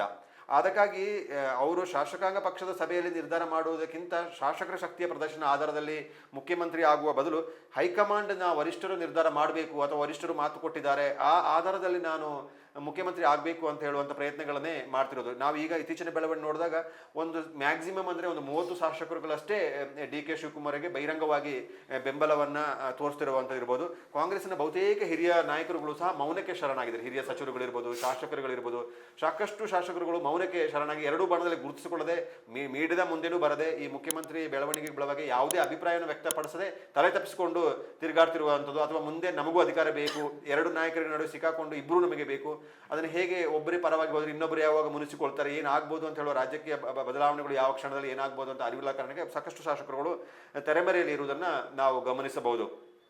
ಅದರೊಂದಿಗೆ ಇತ್ತೀಚೆಗೆ ಪ್ರಬಲವಾಗಿ ಟ್ರಂಪ್ ಕಾರ್ಡ್ ಆಗಿ ಬಳಸ್ತಿರುವಂಥದ್ದು ಒಕ್ಕಲಿಗ ನಾಯಕನಾಗಿ ಅವರು ಅದನ್ನು ಇವತ್ತು ಪ್ರೆಸೆಂಟ್ ಮಾಡ್ತಿರೋದನ್ನು ನಾವು ಗಮನಿಸಬಹುದು. ಸಾಕಷ್ಟು ಬಾರಿ ಕಳೆದ ಬಾರಿ ಚುನಾವಣೆ ಸಂದರ್ಭದಲ್ಲೂ ಸಹ ಡಿ ಕೆ ಶಿವಕುಮಾರ್ ಅವರು ಪ್ರಚಾರ ಮಾಡುವಾಗ ರಾಮನಗರ ಇರ್ಬೋದು, ಮಂಡ್ಯ ಇರ್ಬೋದು, ಅಂದರೆ ಒಕ್ಕಲಿಗ ಮತದಾರರ ಪ್ರಾಬಲ್ಯ ಇರುವ ಕ್ಷೇತ್ರಗಳಲ್ಲಿ ಅವರು ಪ್ರಚಾರ ಮಾಡ್ತಿದ್ದು, ಒಕ್ಕಲಿಗ ನಾಯಕರುಗಳಿಗೆ ನೀವು ಎಲ್ಲರಿಗೂ ಅವಕಾಶ ಕೊಟ್ಟಿದ್ದೀರಿ, ದೇವೇಗೌಡರು ಮುಖ್ಯಮಂತ್ರಿ ಆಗಿದ್ದಾರೆ, ಕುಮಾರಸ್ವಾಮಿ ಆಗಿದ್ದಾರೆ, ನನಗೊಂದು ಬಾರಿ ಅವಕಾಶ ಕೊಡಿ ಅಂತ ಹೇಳುವ ಸಂದೇಶದ ಮೂಲಕ ಒಕ್ಕಲಿಗರ ಮತವನ್ನು ಕಾಂಗ್ರೆಸ್ಸಿಗೆ ಸೆಳೆದುಕೊಳ್ಳುವ ಪ್ರಯತ್ನಗಳನ್ನು ಮಾಡಿರು. ಅದಕ್ಕೆ ಪೂರಕವಾಗಿ ಕಾಂಗ್ರೆಸ್ ಮಂಡ್ಯ, ರಾಮನಗರ ಭಾಗದಲ್ಲಿ ಹೆಚ್ಚಿನ ಸ್ಥಾನಗಳನ್ನು ಗೆದ್ದಿರೋದನ್ನು ಸಹ ನಾವು ಗಮನಿಸಬಹುದು. ಅದರೊಂದಿಗೆ ಈವನ್ ವರಿಷ್ಠರುಗಳಿಗೆ ಏನಾಗಿರುತ್ತೆ ಅಂತ ಹೇಳಿದ್ರೆ, ನಾನು ಮೊದಲೇ ಹೇಳಿದ ಹಾಗೆ ಕೇವಲ 2 ರಾಜ್ಯದಲ್ಲಷ್ಟೇ ಇವತ್ತು ಕಾಂಗ್ರೆಸ್ ಅಧಿಕಾರದಲ್ಲಿದೆ. ಕರ್ನಾಟಕ ಯಾವುದಾದ್ರೂ ಕಾರಣಕ್ಕೆ ಕರ್ನಾಟಕದಲ್ಲಿ ಕಾಂಗ್ರೆಸ್ ಅಧಿಕಾರಕ್ಕೆ ಕಳೆದುಕೊಂಡ್ರೆ ಮುಂದೆ ಕಾಂಗ್ರೆಸ್ ಅಧಿಕಾರಕ್ಕೆ ಬರುತ್ತಾ ಅಂತ ಹೇಳುವಂಥ ಗ್ಯಾರಂಟಿ, ಪಂಚ ಗ್ಯಾರಂಟಿ ಕೊಟ್ಟಂಥ ಕಾಂಗ್ರೆಸ್ ನಾಯಕರುಗಳಿಗೆ ಇಲ್ಲ. ಹೇಗೆ ಆಗುತ್ತೆ ಅಂತ ಹೇಳುವಂಥದ್ದು ಸಹಜವಾಗಿ ಇಲ್ಲ. ಯಾಕೆಂದರೆ ಇವತ್ತು ಈಚೆ BJP ಇರ್ಬೋದು ಅಥವಾ JDS ಇರ್ಬೋದು, JDS BJP ಸೇರಿ ಚುನಾವಣೆಯನ್ನು ಎದುರಿಸುವ ಸಂದರ್ಭದಲ್ಲಿ ಮತದಾರರು ಯಾವ ನಿಲುವು ತೆಗೆದುಕೊಳ್ಳುತ್ತಾರೆ ಅಂತ ಹೇಳುವಂಥ ಆತಂಕನೂ ಸಹ ಕಾಂಗ್ರೆಸ್ ಸ್ವತಃ ಇದೆ. ಹಾಗಾಗಿ ಕಾಂಗ್ರೆಸ್ ವರಿಷ್ಠ ನಾಯಕರುಗಳು ಸಹ ಬಹಳ ಸೂಕ್ಷ್ಮವಾಗಿ ಈ ವಿದ್ಯಮಾನವನ್ನು ಗಮನಿಸ್ತಿದ್ದಾರೆ. ಅಥವಾ ಯಾವುದೇ ರೀತಿಯ ಒಡಕು ಮೂಡದ ರೀತಿಯಲ್ಲಿ, ಪಕ್ಷ ವಿಭಜನೆ ಆಗದ ರೀತಿಯಲ್ಲಿ ಈ ಒಂದು ಅಧಿಕಾರ ಹಂಚಿಕೆ ಸೂತ್ರವನ್ನು ಇತ್ಯರ್ಥಪಡಿಸುವಂತಹ ತೀರ್ಮಾನಕ್ಕೆ ಬಂದಿರುವ ಹಾಗೆ ಕಾಣುತ್ತೆ. ಇತ್ತೀಚೆಗೆ ಕರ್ನಾಟಕಕ್ಕೆ ಬಂದಿದ್ದಂತಹ AICC ಅಧ್ಯಕ್ಷರಾದಂತಹ ಮಲ್ಲಿಕಾರ್ಜುನ ಖರ್ಗೆ ಅವರು ಸಹ ಇದು ಹೈಕಮಾಂಡ್ ನಿರ್ಧಾರ ಮಾಡ್ತಾರೆ ಅಂತ ಹೇಳಿದ್ರು. ಅವರೇ ಕಾಂಗ್ರೆಸ್ನ ವರಿಷ್ಠರ ಅಧ್ಯಕ್ಷರು, ಅವರು ಹೈಕಮಾಂಡ್ ನಿರ್ಧಾರ ಮಾಡ್ತಾರೆ ಅಂತ ಹೇಳಿದ್ರು. ಅದು ಸ್ವಲ್ಪ ಕೆಲವು ಸಲ ನಗೆಪಾಟಲ್ಲಿಗೆ ಈಡಾಗಂಗೆ, ಈ ಸಚಿವರುಗಳೇ ಸರ್ಕಾರ ತೀರ್ಮಾನ ತೆಗೆದುಕೊಳ್ಳುತ್ತೆ ಅಂತ ಹೇಳುವಂಗೆ, ಅವರೇ ಸಚಿವರೇ ಸರ್ಕಾರ ಆಗಿರುತ್ತೆ, ಅವರು ಸರ್ಕಾರ ತೀರ್ಮಾನ ತೆಗೆದುಕೊಳ್ಳುತ್ತೆ ಅಂತ ಹೇಳಿದ್ರೆ, ಕಾಂಗ್ರೆಸ್ ಅಥವಾ AICC ಸಭೆಯಲ್ಲಿ ತೀರ್ಮಾನ ತೆಗೆದುಕೊಳ್ತೀವಿ, ಎಲ್ಲ ಸೇರಿ ತೀರ್ಮಾನ ತೆಗೆದುಕೊಳ್ತೀವಿ ಅಂತ ಹೇಳುವಂಥದ್ದು ಬೇರೆ. ಹೈಕಮಾಂಡ್ ತೀರ್ಮಾನ ತೆಗೆದುಕೊಳ್ಳಿ ಅವರೇ ಯಾರಿಗೋ ಬೇರೆಯವರಿಗೆ ಬೊಟ್ಟು ಮಾಡಿದ ರೀತಿಯಲ್ಲಿ ನೇರವಾಗಿ ಅದು ಕಂಟ್ರೋಲ್ ಬೇರೆಯವ್ರ ಕೈಯಲ್ಲಿ ಇದೆ ಅನ್ನೋದನ್ನ ಓಪನ್ ಆಗಿ ಹೌದು, ಅವರು ಗಾಂಧಿ ಕುಟುಂಬಕ್ಕೆ ಬದ್ಧತೆಯನ್ನು ತೋರಿಸಿದ ಹಾಗೆ ಕಾಣ್ತಾ ಇದೆ. ಅದರೊಂದಿಗೆ ಡಿ ಕೆ ಶಿವಕುಮಾರ್ ಸಹ ಈ ಸ್ಥಾನಕ್ಕೆ ಬರಲೇಬೇಕು ಅಂತ ಹೇಳುವಂಥ ಹಠ ತೊಟ್ಟಾಗೆ ಕಾಣ್ತಾ ಇದೆ. ಅವರು ನಾನು ಹೇಳಿದಾಗೆ ಪ್ರಾರಂಭಿಕವಾಗಿ ಅವರು ಬೆಳೆದು ಬಂದ ರೀತಿ ಇರ್ಬೋದು, ಬೇರೆ ಬೇರೆ ಹಿನ್ನೆಲೆ ಇರ್ಬೋದು, ಅವರ ಬೇರೆ ಬೇರೆ ಪ್ರಕರಣಗಳಿರ್ಬೋದು, ಅದೆಲ್ಲ ಒಂದು. ಆದರೆ ಉಪಮುಖ್ಯಮಂತ್ರಿ ಆದ ನಂತರ ಅವರು ತುಂಬ ಬದಲಾದನ್ನು ನಾವು ಗಮನಿಸ್ಬೋದು. ಮಾತಾಡುವ ಶೈಲಿ ಇರ್ಬೋದು, ಕಾರ್ಯವೈಖರಿಗಳಿರ್ಬೋದು, ಭಾಳ ಸಾತ್ವಿಕವಾಗಿ ಮಾತಾಡೋದು, ಎಲ್ಲರನ್ನ ವಿಶ್ವಾಸ ತೆಗೆದುಕೊಂಡು ಹೋಗೋ ಮಾತುಗಳನ್ನು ಆಡ್ತಾ ಇದ್ರು. ಆದರೆ ಇತ್ತೀಚಿನ ಬೆಳವಣಿಗೆಯಲ್ಲಿ ಅವರ ತಾಳ್ಮೆ ಕಳೆದುಕೊಳ್ಳುವ ರೀತಿಯನ್ನೇ ನಾವು ಗಮನಿಸ್ಬೋದು. ಇತ್ತೀಚೆಗೆ ಮೊನ್ನೆ ಅವರು ಏನು BJPಯ ಬೆಂಬಲದೊಂದಿಗೆ, BJP JDS ಬೆಂಬಲದೊಂದಿಗೆ ಇವರು ಮುಖ್ಯಮಂತ್ರಿ ಆಗುತ್ತಾರೆ ಅಂತ ಹೇಳುವ ಒಂದು ಮಾಧ್ಯಮಗಳಲ್ಲಿ ಬಂದ ವರದಿಯನ್ನೇ ತುಂಬ ಗಂಭೀರವಾಗಿ ತೆಗೆದುಕೊಂಡು ಬಹಳ ಸಿಡಿಮಿಡಿಗೊಂಡಿದ್ರು. ಅದನ್ನು ಮಾಧ್ಯಮನ ಟಾರ್ಗೆಟ್ ಮಾಡುವ ರೀತಿಯಲ್ಲಿ ಹೇಳಿದ್ರು, ನಾನು ಅಟ್ಟಾಡಿಸ್ತೀನಿ, ನಾನು ಬಿಡೋದಿಲ್ಲ, ಬೆಂಬತ್ತೀನಿ, TV9 ಮಾಡಿದ ಹಾಗೆ ಮಾಡ್ತೀವಿ, ನೀವು ನಮ್ಮನ್ನು ಸುಮ್ಮನೆ ಬಿಡೋದ, ನೀವು ಸುಳ್ಳು ಸುದ್ದಿ ಬರೆದ್ರೆ ಮಾನನಷ್ಟ ಮೊಕದ್ದಮೆ ಹಾಕ್ತೀವಿ, ಕಾನೂನು ಕ್ರಮ ತೆಗೆದುಕೊಳ್ತೀವಿ ಅಂತ ಹೇಳಿದ್ರೆ, ನೀವು ಬೆಂಬತ್ತೀನಿ ಅಂದ್ರೆ ಬೆದರಿಸುವಂತ ರೀತಿ ಆದ್ರೆ ಅವರು ಎಷ್ಟು ತಾಳ್ಮೆಯನ್ನ ಕಳೆದುಕೊಂಡಿದ್ದಾರೆ ಅಂತ ಹೇಳೋದನ್ನ ಅದು ಸೂಚಿಸ್ತಾ ಅವರಿಗೆ ಇರಿಟೇಷನ್ ಆಗ್ತಾ ಇದೆ. ಬಹುಶಃ ಇರಿಟೇಷನ್ಗೆ ಕಾರಣ ಏನಂತ ಹೇಳಿದ್ರೆ, ಎಲ್ಲರಿಗೂ ಗೊತ್ತಿರುವ ಹಾಗೆ ಅಧಿಕಾರಕ್ಕೊಂದಿಗೆ ಅವರಿಗೆ ಕಾಂಗ್ರೆಸ್ನ ವರಿಷ್ಠ ನಾಯಕರಾಗಿರುವಂತಹ ರಾಹುಲ್ ಗಾಂಧಿನ ಭೇಟಿ ಮಾಡೋಕ್ಕೆ ಸಾಧ್ಯ ಆಗ್ತಿಲ್ಲ. ಅದು ಇರಿಟೇಟ್ ಆಗ್ತಿದೆ. ಅದರ ನಡುವೆ BK ಹರಿಪ್ರಸಾದ್ ಅವರು ಹೋಗಿ ರಾಹುಲ್ ಗಾಂಧಿಯನ್ನ ಭೇಟಿ ಮಾಡಿ ಬರ್ತಾರೆ. ಅದು ಮತ್ತಷ್ಟು ಇರಿಟೇಟ್ ಆಗ್ತದೆ. ತನಗೆ ಸಿಗ್ತಾ ಇಲ್ಲ, ರಾಜ್ಯದ ಅಧ್ಯಕ್ಷರಾಗಿರುವಂಥ ತನಗೆ ಭೇಟಿಗೆ ಅವರ ಅವಕಾಶ ಸಿಗ್ತಾ ಇಲ್ಲ, ಅವ್ರನ್ನ ಭೇಟಿ ಮಾಡೋಕ್ಕೆ ಸಾಧ್ಯ ಆಗ್ತಿಲ್ಲ. BK ಹರಿಪ್ರಸಾದ್ ಅವರು ಮಾತಾಡಿ ಬರ್ತಾರೆ ಅಂತ ಹೇಳಿದಾಗ ಅವ್ರು ಸಹಜವಾಗಿ ಇರಿಟೇಷನ್ ಆಗೇ ಆಗುತ್ತೆ. ಅದರಲ್ಲೂ ಆದರೆ ಅದಾಗಿರುವಂಥದ್ದು BK ಹರಿಪ್ರಸಾದ್ ಅವರು ರಾಜ್ಯದ ಬಗ್ಗೆ ಚರ್ಚೆ ಮಾಡೋಕ್ಕೆ ಹೋದವರಲ್ಲ. ಇಡೀ ರಾಷ್ಟ್ರದಲ್ಲಿರುವಂಥ ಕಾಂಗ್ರೆಸ್ನ ಹಿಂದುಳಿದ ನಾಯಕರುಗಳ ಸಭೆ ಕರೆದಿರುವಂಥದ್ದು. ಅದು ಫೋಕಸ್ ಆದದ್ದು ಇಲ್ಲಿಯ ಕಾಕತಾಳೀಯವಾಗಿ ಇವರೇನೋ ಮಾತಾಡ್ತಿದ್ದಾರೆ, ಇವರೇನೋ ಹೋಗಿದ್ದಾರೆ ಅಂತ ಹೇಳುವ ಸಂದೇಶ ರಾಜಕೀಯದಲ್ಲಿ ಚಿತ್ರಣವನ್ನು ಬೇರೆ ಹೋಗಿರೋದನ್ನು ನಾವು ಗಮನಿಸಬಹುದು. ಅದರೊಂದಿಗೆ ಸಹಜವಾಗಿ ಸಿದ್ದರಾಮಯ್ಯ ಒಂದು ರಾಜಕೀಯ ಶಕ್ತಿ ಅಲ್ಲದೆ ಹೋದರೆ ವರಿಷ್ಠರು ಸುಲಭವಾಗಿ ತೀರ್ಮಾನ ತೆಗೆದುಕೊಳ್ತಾ ಇದ್ರು.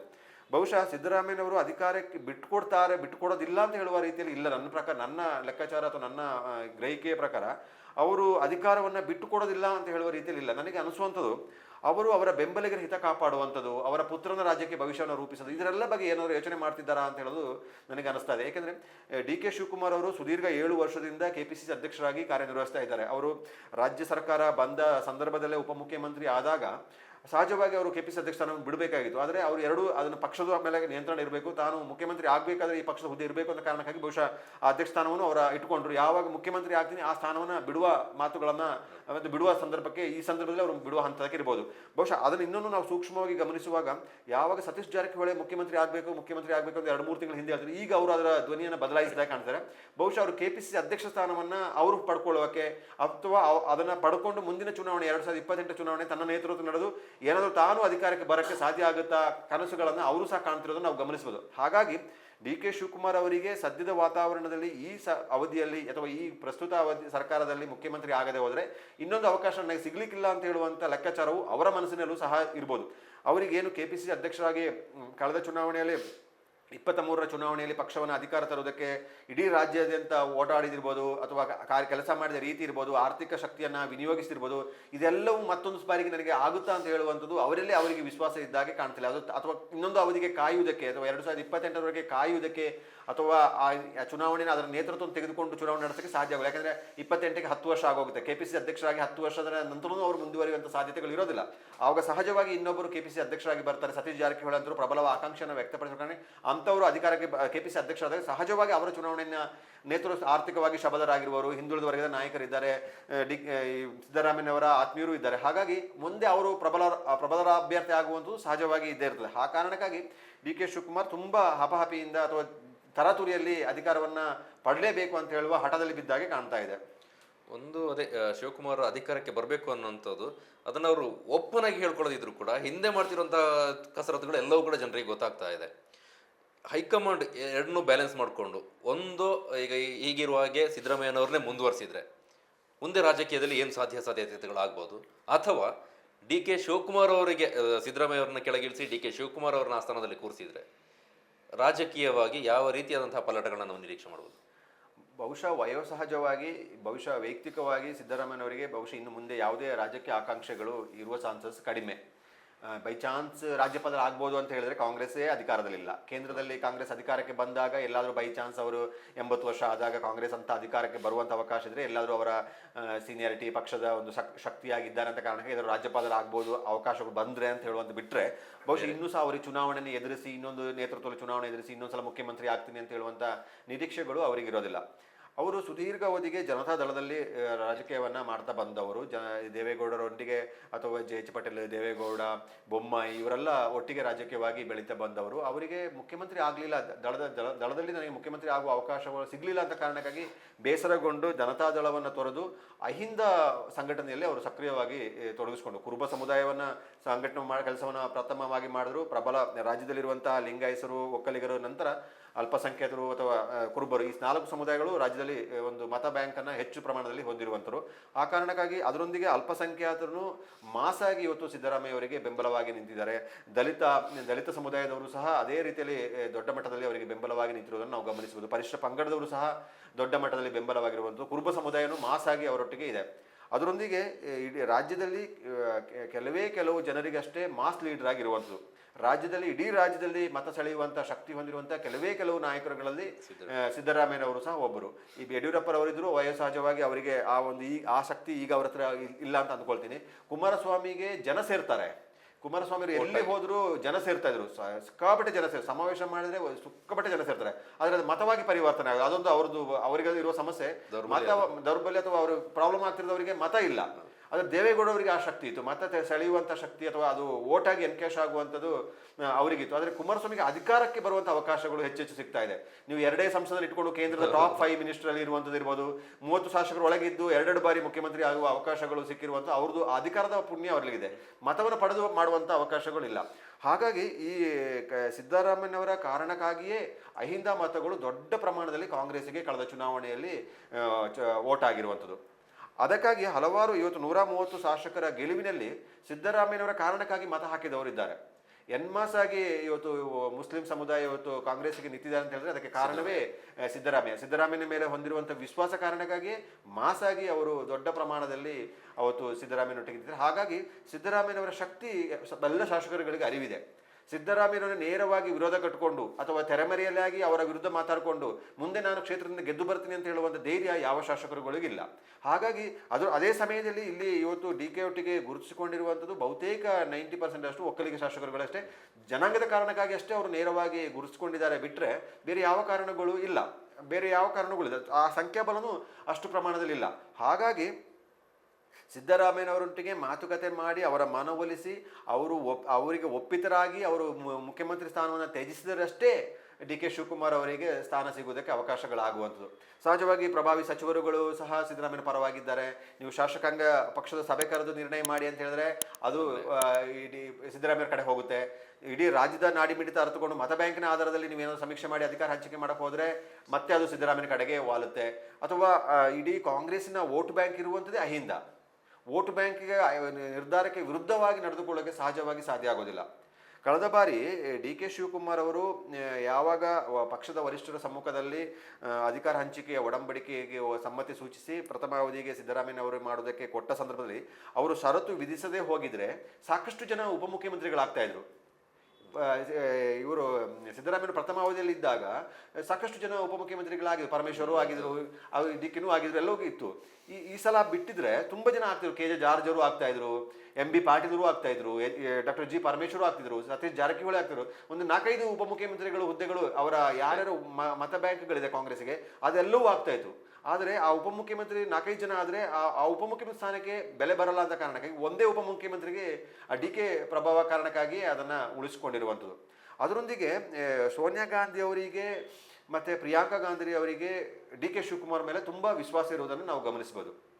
ಗುಜರಾತ್ನಲ್ಲಿ ಕಾಂಗ್ರೆಸ್ ಸರ್ಕಾರವನ್ನು ಪತನಗೊಳಿಸಲು ನಡೆದ ಪ್ರಯತ್ನ ಸಂದರ್ಭದಲ್ಲಿ ಆ ಗುಜರಾತಿನ ಕಾಂಗ್ರೆಸ್ ಶಾಸಕರನ್ನು ಕರ್ನಾಟಕಕ್ಕೆ ಕರೆದುಕೊಂಡು ಬಂದು ರೆಸಾರ್ಟ್ನಲ್ಲಿ ಅವರಿಗೆ ಆಶ್ರಯವನ್ನು ಕೊಟ್ಟು ಆ ರಾಜ್ಯಸಭೆ ಚುನಾವಣೆ ಸಂದರ್ಭದಲ್ಲಿ ಆ ಮತವನ್ನು ಕಾಂಗ್ರೆಸ್ನ ಮತಗಳು ಹೋಗದೆ ಹಾಗೆ ಮಾಡಿ ಕಾಂಗ್ರೆಸ್ನ ಅಭ್ಯರ್ಥಿ ಗೆಲ್ಲುವ ಹಾಗೆ ಮಾಡೋದಕ್ಕೆ ಪ್ರಮುಖವಾದಂಥ ರೋಲ್ ಇದ್ದಿದ್ದೇ DK ಶಿವಕುಮಾರ್.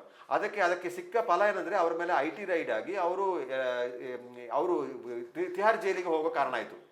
ಸಹಜವಾಗಿ ಕಾಂಗ್ರೆಸ್ಗೆ ಏನಂತೆ ನಮ್ಮ ಒಬ್ಬ ರಾಜ್ಯಸಭೆ ಸದಸ್ಯನ ಗೆಲುವಿಗಾಗಿ ಕರ್ನಾಟಕ ರಾಜ್ಯದ ಒಬ್ಬ ಮುಖಂಡ ಅಷ್ಟೆಲ್ಲ ಶ್ರಮ ಪಟ್ಟಿದ್ದಕ್ಕೆ ಅವರು ಜೈಲಿಗೆ ಹೋಗುವಂಗೆ ಆಯಿತು. ಆ ಕಾರಣಕ್ಕಾಗಿ ಅವರಿಗೆ ಸೋನಿಯಾ ಗಾಂಧಿ ಮತ್ತು ಪ್ರಿಯಾಂಕಾ ಗಾಂಧಿಗೆ ಅವರ ಮೇಲೆ ಅತಿಯಾದ ಒಲವು ಹೊಂದಿರುವಂಥದ್ದು.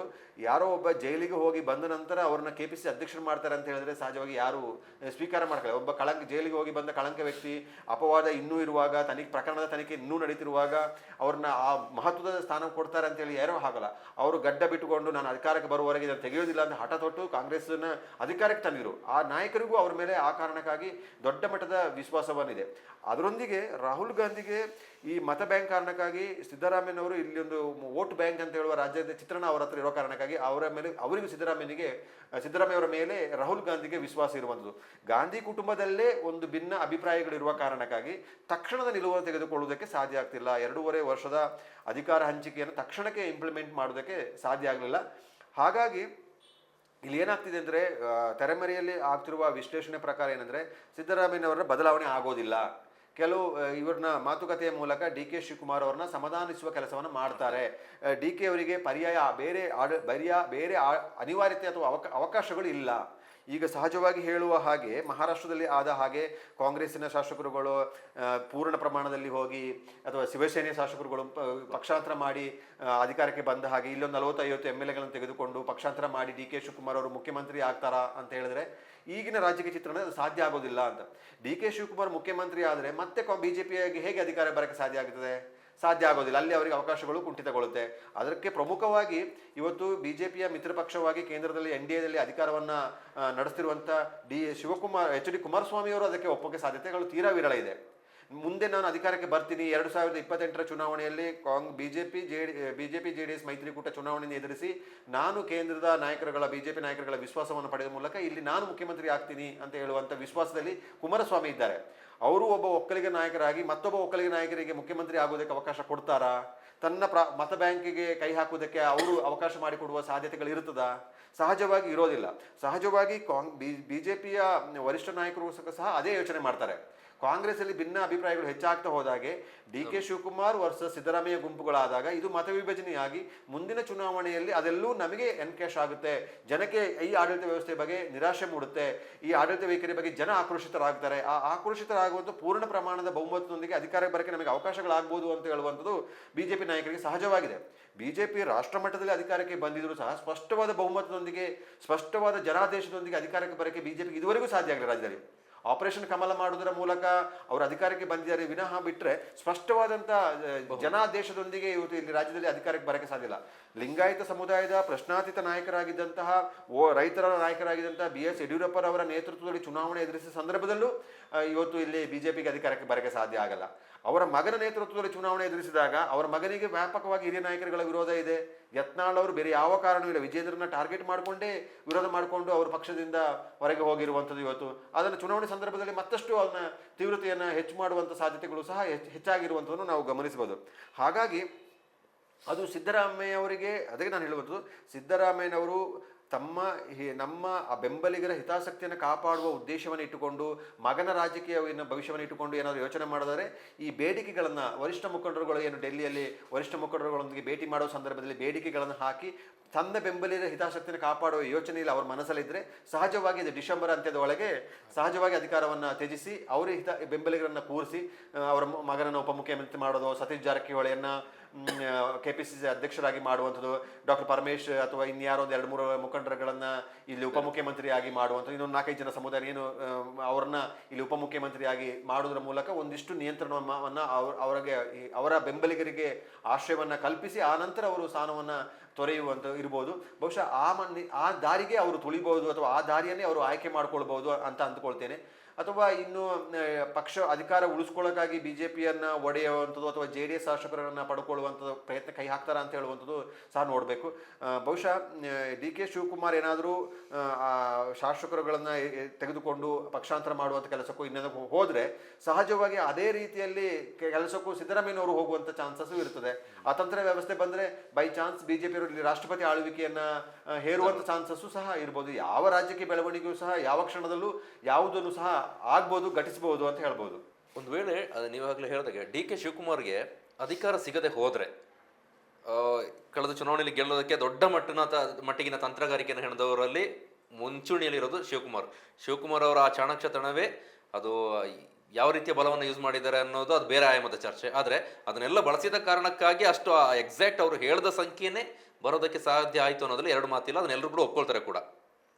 ಇಷ್ಟೆಲ್ಲ ಶ್ರಮ ಇದ್ರೂ ಕೂಡ ನೀವು ಆಗಲೇ ಹೇಳಿದ್ರಿ, ಮುಂದೆ ಅಧಿಕಾರ ಬರುತ್ತೋ ಸಿಗುತ್ತೋ ಗೊತ್ತಿಲ್ಲ, ಆ ಸಿಕ್ಕಂತಹ ಸುವರ್ಣಾವಕಾಶವನ್ನು ಕಳೆದುಕೊಳ್ಳೋದಕ್ಕೆ DKಶಿ ತಯಾರಿರ್ತಾರ? ಸಹಜವಾಗಿ ಅವರು ಇರೋದಿಲ್ಲ. ಯಾಕೆಂದರೆ ಇನ್ನೊಂದು DK ಶಿವಕುಮಾರ್ ಅವರು ನಾನು ಆಗಲೇ ಹೇಳಿದಾಗೆ ಸಾಕಷ್ಟು ಬದಲಾವಣೆ ಆಗಿದ್ದಾರೆ ಅಂತ ಹೇಳಿದ ರೀತಿಯಲ್ಲಿ KPCC ಅಧ್ಯಕ್ಷರಾದಾಗ ಸಹಜವಾಗಿ ಅವರ ಸಮುದಾಯದವರು ನಮ್ಮ ನಾಯಕ ನಾವು ಹೇಳಿದಾಗ ಕೇಳ್ತಾರೆ ಅಂತ ಹೇಳೋ ಭಾವನೆಯಲ್ಲಿ ಇದ್ದರು. ನನಗೆ ಬಹಳ ತುಂಬ ಅವರೊಟ್ಟಿಗೆ ಸಂಪರ್ಕದಲ್ಲಿರುವವರು ಅಥವಾ ಅವರ ಹತ್ರ ಹೋದವರು ಸಾಕಷ್ಟು ಜನ ಹಿರಿಯ ಮುಖಂಡರುಗಳೇ ಹೇಳಿದ ಮಾತುಗಳೇನಂತ ಹೇಳಿದ್ರೆ, DK ಶಿವಕುಮಾರ್ ತುಂಬ ಬದಲಾಗಿದ್ದಾರೆ. ಕೆಲಸಗಾರರು ಅವರಿಗೆ ಮುಖ್ಯ, ಯಾರು ಪ್ರಭಾವಿ ಒಬ್ಬ ನಾಯಕ ಅಂತೇಳಿ ಅವರ ಸುತ್ತಾಡುವವರು, ಅವರ ಮನೆಗೆ ಹೋಗುವವರು, ಅವರ ಕಚೇರಿಗೆ ಭೇಟಿ ನೀಡುವವರು, ಅವರ ಕಾರ್ಯಕ್ರಮಕ್ಕೆ ಸುತ್ತಾಡುವವರು, ಅವರ ಜೊತೆ ಹಿಂದೆ ಮುಂದೆ ವೆಹಿಕಲ್ ಹೋಗುವವ್ರ ಮೇಲೆ ಅವ್ರಿಗೆ ವಿಶ್ವಾಸ ಇಲ್ಲ. ಅವರು ಎಲ್ಲರೂ ಹೇಳಿದ್ರು, ನೀವು ಕ್ಷೇತ್ರಕ್ಕೆ ಹೋಗು, ನೀನು ಕ್ಷೇತ್ರದಲ್ಲಿ ಕೆಲಸ ಮಾಡು, ನೀನು ಪಕ್ಷವನ್ನು ಸಂಘಟನೆ ಮಾಡಿರೋದು ನನ್ನ ಸುತ್ತುವುದರಿಂದ, ಪಕ್ಷದ ಕಚೇರಿ ಸುತ್ತುವುದರಿಂದ, ನನ್ನ ಮನೆ ಸುತ್ತುವುದರಿಂದ ಪಕ್ಷ ಸಂಘಟನೆ ಆಗೋದಿಲ್ಲ. ನೀನು ಕ್ಷೇತ್ರದಲ್ಲಿ ಎಷ್ಟು ಪ್ರಭಾವಿ ಇದೆಯಾ, ನಿನ್ನ ಶಕ್ತಿಯನ್ನು ನಿನ್ನ ಕ್ಷೇತ್ರದಲ್ಲಿ ತೋರಿಸು. ಆ ಸಂದೇಶವನ್ನು ಮಾಡೋದ್ರ ಮೂಲಕ ಅವರು ಸುಮ್ಮನೆ ಸುತ್ತಾಡ್ತಾ ವಿಶ್ವಾಸ ತೆಗೆದುಕೊಳ್ಳುವಂಥವರಿಗೆ ಅವಕಾಶವನ್ನು ಖಂಡಿತ ಮಾಡಿ, ಅಂದರೆ ಅದೇ ಅವರ ಶಕ್ತಿಯಾಗಿ ಪರಿವರ್ತನೆ ಆಗಿರೋದನ್ನು ನಾವು ಗಮನಿಸ್ಬೋದು. ಅವರು ಇತ್ತೀಚೆಗೆ ಮೊನ್ನೆ ಒಂದು ಮಾತನಾಡ್ತಿರೋ ಸಂದರ್ಭದಲ್ಲಿ ನೀವು ಗಮನಿಸಬಹುದು, ಪೊನ್ನಣ್ಣನವರಿಗೆ ಒಬ್ಬ BJP ಲೀಡರ್ ಫೋನ್ ಮಾಡಿ ಟಿಕೆಟ್ ಕೊಡಬೇಡಿ ಅಂತ ಹೇಳಿದರು. ಆಗ ನನಗೆ ಅದು ಗೊತ್ತಾಯಿತು, ನನಗೆ ನಾವು ಒಳ್ಳೆ ರೀತಿಯಲ್ಲಿ ಇದ್ವಿ ಅಂತ ಹೇಳುವ ರೀತಿಯಲ್ಲಿ ಇದ್ವಿ, ಅಂದರೆ ಅವ್ರನ್ನ ಆಯ್ಕೆ ಮಾಡಿದ್ವಿ ಅಂತ ಹೇಳಿದ್ರು. ಸಾಕಷ್ಟು ಬಾರಿ ರಾಜಕೀಯದಲ್ಲಿ ಒಂದೇ ಪಕ್ಷದಲ್ಲಿ ಇಲ್ಲ, ಒಂದು ಪಕ್ಷದಲ್ಲಿ ಟಿಕೆಟ್ ತಪ್ಪಿಸೋದು. ಈಗ ಒಂದು ಟಿಕೆಟ್ ಈಗ ವಿರಾಜಪೇಟೆ ಕ್ಷೇತ್ರಕ್ಕೆ ಕಾಂಗ್ರೆಸ್ನ 2-3 ಜನ ಆಕಾಂಕ್ಷಿ ಇದ್ರೆ, ಅರುಣಮಾಚಯ್ಯ, ವೀಣಾಚಯ್ಯ, ಪೊನ್ನಣ್ಣ ಅವರಿದ್ದ ಸಂದರ್ಭದಲ್ಲಿ ಅವರು ಪ್ರತಿಸ್ಪರ್ಧಿಗಳು ಅವರೇ ಇರೋದಿಲ್ಲ. ಇನ್ಯಾವುದು BJP ಅವರಿಗೂ ಸಹ ಅವ್ರು ಯಾರಿಗೊಬ್ಬರಿಗೆ ಈಗ ವೀಣಾಚೆನೋ ಅರುಣಮಾಚೆನೋ ಕೊಟ್ಟರೆ ನಮಗೆ ಲಾಭ ಆಗುತ್ತೆ ಅಂತ ಯೋಚನೆ ಮಾಡುವವರು ಇರ್ತಾರೆ. ಅದಕ್ಕಾಗಿ ಅವರಿಗೆ ಕೊಡಿ ಅಂತೇಳಿ ಲಾಬಿ ಮಾಡೋರು ಇರ್ತಾರೆ ಅವ್ರ ಪಕ್ಷದೊಳಗೆ. ಆ ಕಾರಣಕ್ಕಾಗಿ ಅವರಿಗೆ ಪುನಃ ತಪ್ಪಿಸಿ ಅಂತ ಹೇಳಿರ್ತಾರೆ. ಕಾಂಗ್ರೆಸ್ಗೆ ಟಿಕೆಟ್ ತಪ್ಪಿಸೋಕೆ ಹೇಳಿದ್ರು ನೋಡಿ, ಅವ್ರು ಹೆಂಗೆ ಇರ್ತಾರೆ ನೋಡಿ. ಸಹಜವಾಗಿ ಎಲ್ಲ ಪಕ್ಷಗಳಲ್ಲೂ ಆಗುತ್ತೆ. ಈಗ JDS ಸಹ ಅಭ್ಯರ್ಥಿಗಳನ್ನ ನಿಲ್ಲಿಸ್ತಾ ಇದ್ರು ಸಹ ಅವ್ರಿಗೆ ಯಾರನ್ನ ಗೆಲ್ಲಿಸಬೇಕು ಅಂತ ಕಾರಣಕ್ಕಾಗಿ ಅವರು ಅಭ್ಯರ್ಥಿಗಳನ್ನ ನಿಲ್ಲಿಸ್ತಾರೆ.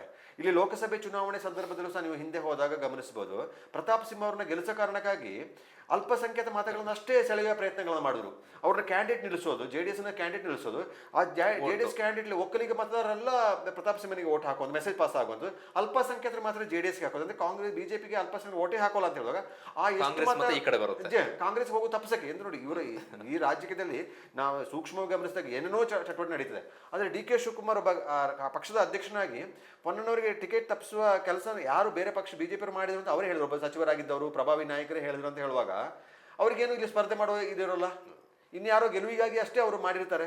ಆಗ ಅವರು ಪೊನ್ನಣ್ಣವರು ಹೇಗೆ ಪ್ರಭಾವಿ ಅಂತೇಳಿ ಗೊತ್ತಿಲ್ಲ. ಆಗ ಅದನ್ನು ಮೆಟ್ಟಿ ನಿಂತು ಪಕ್ಷದ ಹಿತಾಸಕ್ತಿಗೆ ಅವರು ಅದನ್ನು ಮಣಿಲಿಲ್ಲ ಅಂತ ಹೇಳಿದಾಗ ಅವರು ಪೊನ್ನಣ್ಣನ ಹೊಗಳುವ ಬರದಲ್ಲಿ ನಾನು ಹೇಗೆ ನಡೆದುಕೊಂಡೆ ಅಂತ ಹೇಳೋ ಸಂದೇಶವನ್ನು ನಾವು ಗಮನಿಸಿರುವಂತ ನಾವು ಗಮನಿಸಬಹುದು. ಅದರ ಜೊತೆಗೆ ನನಗೆ ಇಂತಿಂಥ ಕಾಂಟ್ಯಾಕ್ಟ್ಗಳು ಇದೆ ಅನ್ನೋದನ್ನು ಕೂಡ ಪರೋಕ್ಷವಾಗಿ ತಿಳಿಸುವಂಥ ಪ್ರಯತ್ನವನ್ನು ಇತ್ತೀಚೆಗೆ ಅವರ ಮಾತುಗಳನ್ನ ಗಮನಿಸ್ತಾ ಬಂದಾಗ ಬೇರೆ ಬೇರೆ ಸಂದರ್ಭದಲ್ಲಿ ಎಲ್ಲಿ ಯಾರಿಗೆ ವಿಷಯನ ಮುಟ್ಟಿಸ್ಬೇಕು ನೇರವಾಗಿ ಹೇಳೋದಿಲ್ಲ, ಪರೋಕ್ಷವಾಗಿ ಬೇರೆ ಬೇರೆ ಸೂಕ್ತಿಗಳನ್ನ ಬಳಸೋದು ಅಥವಾ ವಚನಗಳನ್ನು ಬಳಸುವ ಮೂಲಕ ಎಲ್ಲಿಗೆ ಯಾರಿಗೆ ಮುಟ್ಟಿಸುವಂಥ ಪ್ರಯತ್ನವನ್ನು ಮಾಡಬೇಕು ಅದನ್ನು ಮಾಡ್ತಾ ಇದ್ದಾರೆ. ಸಿದ್ದರಾಮಯ್ಯ ಅವರಿಗೆ ಬೇರೆ ಬೇರೆ ನಿನ್ನೆಯಿಂದ ನಾವು ಸೋಷಿಯಲ್ ಮೀಡಿಯಾದಲ್ಲೂ ಕೂಡ ಗಮನಿಸ್ತಾ ಇದ್ದೇವೆ, ಅವರ ಪೋಸ್ಟ್ಗಳು ಯಾವ ರೀತಿ ಬರ್ತಾ ಇದ್ದಾವೆ ಅನ್ನೋದು. ನೇರವಾಗಿ ಎಲ್ಲೂ ಕೂಡ ಬಹಿರಂಗ ಹೇಳಿಕೆಯನ್ನು ಕೊಡ್ತಾ ಇಲ್ಲ. ಬಟ್ ಆ ಸೋಷಿಯಲ್ ಮೀಡಿಯಾದಲ್ಲಿ ಒಂದೊಂದು ಥಾಟ್ಗಳನ್ನ ಕೊಡೋದು ಅಥವಾ ವೇದಿಕೆಯಲ್ಲಿ ನಿಂತು ಸ್ಪೀಚ್ ಮಾಡುವಂಥ ಸಂದರ್ಭದಲ್ಲಿ ಪರೋಕ್ಷವಾಗಿ ಯಾವ ರೀತಿ ಸಂದೇಶವನ್ನು ಕೊಡಬೇಕು ಅದನ್ನ ನೇರವಾಗಿ ಸಿದ್ದರಾಮಯ್ಯನವರಿಗೆ ತಲುಪಿಸುವಂಥ ಪ್ರಯತ್ನ ಅವ್ರು ಮಾಡ್ತಾ ಇದ್ದಾರೆ ಅನ್ನಿಸುತ್ತೆ. ಸಹಜ ಇದೆ, ಕೊಟ್ಟ ಮಾತನ್ನ ನಡೆಯುವವನೇ ವಿಶ್ವ ಮೆಚ್ಚುತ್ತೆ ಅಂತ ಹೇಳೋದನ್ನ, ಮಾತನ್ನ ಮಾಡೋದಕ್ಕೆ ನಿಮ್ಗೆ ಭರವಸೆ ಕೊಟ್ಟಿದ್ದಾನೆ ಈಡೇರಿಸಿ ಅಂತ ಹೇಳುವುದನ್ನ. ಇವನ್ ಅವರ ಸಹೋದರರಾಗಿರುವಂಥ DK ಸುರೇಶ್ ಅವರಿಗೆ ಸಂಸದರಾಗಿದ್ರು ಆ ಸಂದರ್ಭದಲ್ಲಿ ಮಾತುಕತೆ ಆದ ಸಂದರ್ಭದಲ್ಲಿ DK ಸುರೇಶ್ದು ಹಣೆಗೆ ಕೈ ಇಟ್ಟು 2.5-30 ತಿಂಗಳ ನಂತರ ನಾನು ಅಧಿಕಾರ ಬಿಡ್ತೀನಿ ಅಂತ ಹೇಳಿ ಇವರು ಹೇಳಿದ್ರು ಅಂತ ಹೇಳೋದನ್ನ ಸೂಚ್ಯವಾಗಿ DK ಸುರೇಶ್ ಅವರೇ ಹೇಳಿಕೆ ಕೊಟ್ಟಿದ್ದಾರೆ. ಆ ಮಾತುಕತೆ ನಡೆದಿದೆ ಅಂತ ಹೇಳೋದನ್ನ ಅವರು ಸಮರ್ಥನೆ ಮಾಡ್ತಿರುವಂತನೂ ಸಹ ಗಮನಿಸಬಹುದು. ಆದರೆ ಇಲ್ಲಿ ಆದರೂ ಅವರಿಗೆ ಬೇರೆ ಆಲ್ಟರ್ನೇಟಿವ್ಗಳಿಲ್ಲ ಅಂತ. DK ಶಿವಕುಮಾರ್ ಅವರಿಗೆ ಬೇರೆ ಆಲ್ಟರ್ನೇಟಿವ್ ಇಲ್ಲ. ಕೇಂದ್ರದ ಕಾಂಗ್ರೆಸ್ ನಾಯಕರ ವಿಶ್ವಾಸವನ್ನ ಪಡೆದು ಸಿದ್ದರಾಮಯ್ಯನವರು ಮುಖ್ಯಮಂತ್ರಿ ಸ್ಥಾನ ತೊರೆಯುವಂತೆ ಮಾಡಿ ಆ ಸ್ಥಾನಕ್ಕೆ ಬರುವುದಕ್ಕೆ ಪ್ರಯತ್ನಗಳನ್ನ ಮಾಡಬೇಕೇ ವಿನಃ ಸಂಖ್ಯಾಬಲದ ಆಧಾರದಲ್ಲಿ ಆಗಲಿ ಪಕ್ಷಾಂತರವನ್ನು ಮಾಡಿ ಆಗಲಿ ಆ ಥರದ ವಾತಾವರಣಗಳು ಸಾಧ್ಯತೆಗಳು ಬಹಳ ವಿರಳ. ಆಗೋದಿಲ್ಲ ಅಂತೇನಲ್ಲ. ಆದರೆ ಈ ಸೂಕ್ಷ್ಮವಾಗಿ BJPಯವರು ಎಲ್ಲ ವಿದ್ಯಮಾನಗಳನ್ನು ಗಮನಿಸಿರೋ ಸಂದರ್ಭ ನೋಡಿದಾಗ ಅವರೆಲ್ಲೂ 2028 ಚುನಾವಣೆಯನ್ನೇ ಫೋಕಸ್ ಮಾಡಿ ಇಟ್ಟಾಗೆ ಕಾಣ್ತಾ ಇದೆ. 2028 ಚುನಾವಣೆಗೆ ಫೋಕಸ್ ಮಾಡಿದ್ದಾರೆ. ಮನಸ್ಸು ಮಾಡಿದರೆ ಈ ವಾತಾವರಣ ಮಹಾರಾಷ್ಟ್ರದಲ್ಲಿ ಅಧಿಕಾರಕ್ಕೆ ತಂದ ಹಾಗೆ ಅವ್ರ ಪಕ್ಷಾಂತರದ ಬಗ್ಗೆ ಒಲವು ಹೊಂದಿದರೆ ಅವ್ರಿಗೆ ದೊಡ್ಡ ವಿಚಾರನೇ ಅಲ್ಲ ಇಲ್ಲಿ ಪಟ್ಟಂತ ಸೆಳೆದುಕೊಳ್ಳುವುದಕ್ಕೆ. ಈವನ್ ಗೋವಾ ಮುಖ್ಯಮಂತ್ರಿ ಇರ್ಬೋದು, ಮಹಾರಾಷ್ಟ್ರದ ಮುಖ್ಯಮಂತ್ರಿ ಇರ್ಬೋದು, ಮಹಾರಾಷ್ಟ್ರದ BJP ಮುಖಂಡರುಗಳಿರ್ಬೋದು, ಅವರೆಲ್ಲರೂ ಸಾಕಷ್ಟು ಪ್ರತಿಪಕ್ಷದ ಶಾಸಕರುಗಳೊಂದಿಗೆ ಸಂಪರ್ಕವನ್ನು ಸಾಧಿಸಿರುವಂಥದ್ದು. ನಿಮಗೆ ಹೈದರಾಬಾದ್ ಕರ್ನಾಟಕ, ಮುಂಬೈ ಕರ್ನಾಟಕ ಭಾಗದ ಇರುವ ಶಾಸಕರುಗಳು ಆ ಗೋವಾ ಮಹಾರಾಷ್ಟ್ರದ ನಾಯಕರುಗಳೊಂದಿಗೆ ನಿಕಟವಾದ ಸಂಪರ್ಕವನ್ನು ಬೇರೆ ಬೇರೆ ಕಾರಣಗಳಿಗೆ ಇಟ್ಟುಕೊಂಡಿರುವಂಥರು. ಅವರು BJP ಏನಾದರೂ ಇವತ್ತು ಮನಸ್ಸು ಮಾಡಿದರೆ 20-30 ಕಾಂಗ್ರೆಸ್ ಶಾಸಕರನ್ನು ಸೆಳೆದುಕೊಳ್ಳೋದಕ್ಕೆ ಕಷ್ಟ ಅಲ್ಲ. ಈಗಿನ ಭಿನ್ನ ಅಭಿಪ್ರಾಯಗಳಲ್ಲಿ ಇರುವ ಕಾರಣದಲ್ಲಿ ಈ ಸಂದರ್ಭದಲ್ಲಿ ಅವರು ಅಧಿಕಾರಕ್ಕೆ ಬರಬೇಕು ಅಂತ ಮನಸ್ಸು ಮಾಡಿದರೆ ತಕ್ಷಣ ಅವರು ಅದನ್ನು ಕೆಲಸವನ್ನು ಮಾಡ್ತಾ ಇದ್ರು. ಈ ನವೆಂಬರ್ ಕ್ರಾಂತಿ ಆಗುತ್ತೆ ಎಲ್ಲ ಗೊತ್ತಿದ್ರು ಸಹ ಈ ಕಾಂಗ್ರೆಸ್ ಒಳಗೇನೆ ಚಟುವಟಿಕೆ ನಡೀತಾ ಇದೆ. ಇವತ್ತು ನೀವು ಇನ್ನೊಂದು ಸೂಕ್ಷ್ಮವಾಗಿ ಗಮನಿಸಬಹುದು, ಪ್ರತಾಪ್ ಸಿಂಹನೇ ಹೇಳಿದ್ರು ಅದು ಕಾಂಗ್ರೆಸ್ ಅಲ್ಲಿ ನಡೀತಿರುವ ವಿದ್ಯಮಾನ, ನಾವೇನು ಇದರೊಳಗಿಲ್ಲ ಅಂತ. ಇವನ್ ಯಾವ BJP ನಾಯಕರುಗಳು ಇದನ್ನ ಹೇಳಿಕೆ ಕೊಡ್ತಾ ಇಲ್ಲ, ಗಂಭೀರವಾಗಿ ಕೊಡ್ತಾ ಇಲ್ಲ. ಆ ತರ ಎಲ್ಲಾದ್ರೂ ಮೆಸೇಜ್ ಇದ್ದಿದ್ರೆ ಮನಸ್ಸು ಮಾಡಿದ್ರೆ 100% ಕಾಂಗ್ರೆಸ್ನ ಯಾವುದಾದ್ರೂ ಮುಖಂಡರುಗಳನ್ನ ಎಳೆದುಕೊಳ್ಳೋದ್ರ ಮೂಲಕ ಅವರಿಗೆ 30-40 ಶಾಸಕರನ್ನ ಪಡ್ಕೊಳ್ಳೋಕೆ ದೊಡ್ಡ ಸಮಸ್ಯೆನೇ ಅಲ್ಲ. ಇಲ್ಲಿನ ಸ್ಟೇಟ್ BJP ಲೀಡರ್ಗಳು ಕೂಡ ಸೆಂಟ್ರಿಂದ ಬಂದಿದೆ ಅನ್ಸುತ್ತೆ ಆ ರೀತಿಯಂತ ಸೂಚನೆ. ಎಲ್ಲೂ ಬಹಿರಂಗವಾಗಿ ಹೇಳಿಕೆಯನ್ನು ಕೊಡೋದೆ ಎಲ್ಲವನ್ನು ಸೂಕ್ಷ್ಮವಾಗಿ ಗಮನಿಸಬೇಕು, ಎಲ್ಲಿ ಬೇಕೋ ಅಲ್ಲಿ ನಾವು ಯೂಸ್ ಮಾಡ್ಕೊಳ್ಳುವ ಅಲ್ಲ. ಅದೇ ಅಂದ್ರೆ ಅವರೇ ಅದಕ್ಕಾಗಿ BJP ಅವರಿಗೆ ಸ್ಪಷ್ಟವಾಗಿ ನಮಗೆ ಗಮನಿಸಬೇಕಾದ್ರೆ 2028ನೇ ಫೋಕಸ್ ಮಾಡ್ತಿರುವ ಕಾರಣಕ್ಕಾಗಿ ಅವರು ಯಾವ ಕಾರಣಕ್ಕಾಗಿ ಈ ರಾಜ್ಯಕ್ಕೆ ವಿದ್ಯಮಾನಗಳಲ್ಲಿ ಕೈ ಹಾಕಕ್ಕೆ ಹೋಗ್ತಾ ಇಲ್ಲ ಅದೊಂದು ಸ್ಪಷ್ಟ ಆಗುತ್ತೆ. ಇಲ್ಲದೆ ಹೋದರೆ ಅವರಿಗೇನು ದೊಡ್ಡ ವಿಚಾರ. ಅದಕ್ಕಾಗಿ ಕಾಂಗ್ರೆಸ್ನಲ್ಲೇ ಎಲ್ಲ ವಿದ್ಯಮಾನಗಳು ನಡೆಯುತ್ತಿರುವಂಥದ್ದು. ಒಂದು ಜನಾಂಗವನ್ನು ಫೋಕಸ್ ಮಾಡಿ ಅದನ್ನ ಮೆಸೇಜನ್ನು ಪಾಸ್ ಮಾಡೋದಕ್ಕೆ ಹೊರಟಾಗಿ ಕಾಣ್ತಾ ಇದೆ. ನಿರ್ಮಲಾನಂದ ಸ್ವಾಮೀಜಿ ಹೇಳಿಕೆ ಕೊಟ್ಟರು, ಸ್ವಾಮೀಜಿಯ ಕೌಂಟರ್ ಆಗಿ ಸಿದ್ದರಾಮಯ್ಯ ಬೆಂಬಲ ಇರುವ ಸ್ವಾಮೀಜಿಗಳು ಹೇಳಿಕೆ ಕೊಟ್ಟರು. ಸರ್ಕಾರವನ್ನು ಸ್ವಾಮೀಜಿಗಳು ತರಕ್ಕೆ ಸಾಧ್ಯ ಆಗೋದಿಲ್ಲ, ಮಠಗಳು ತರೋದಾದ್ರೆ ಎಲ್ಲ ಸ್ವಾಮೀಜಿಗಳಾಗಿ ತೀರ್ಮಾನ ಮಾಡ್ಬೋದು ಅಂತೇಳಿ ಅದಕ್ಕೆ ಉಲ್ಟವಾಗಿ ಮಾತಾಡಿರುವಂತಿರ್ಬೋದು. ಜನಾಂಗದವರು ಹೇಳಿದ್ರೆ ಇವ್ರನ್ನ ನಿಲ್ಲದೆ ಹೋದ್ರೆ ನಮಗೆ ಮುಖ್ಯಮಂತ್ರಿ ಮಾಡದೆ ಹೋದ್ರೆ ನಾವು ಬೀದಿಗಿಳಿಬೇಕಾಗುತ್ತೆ ಅಂತ.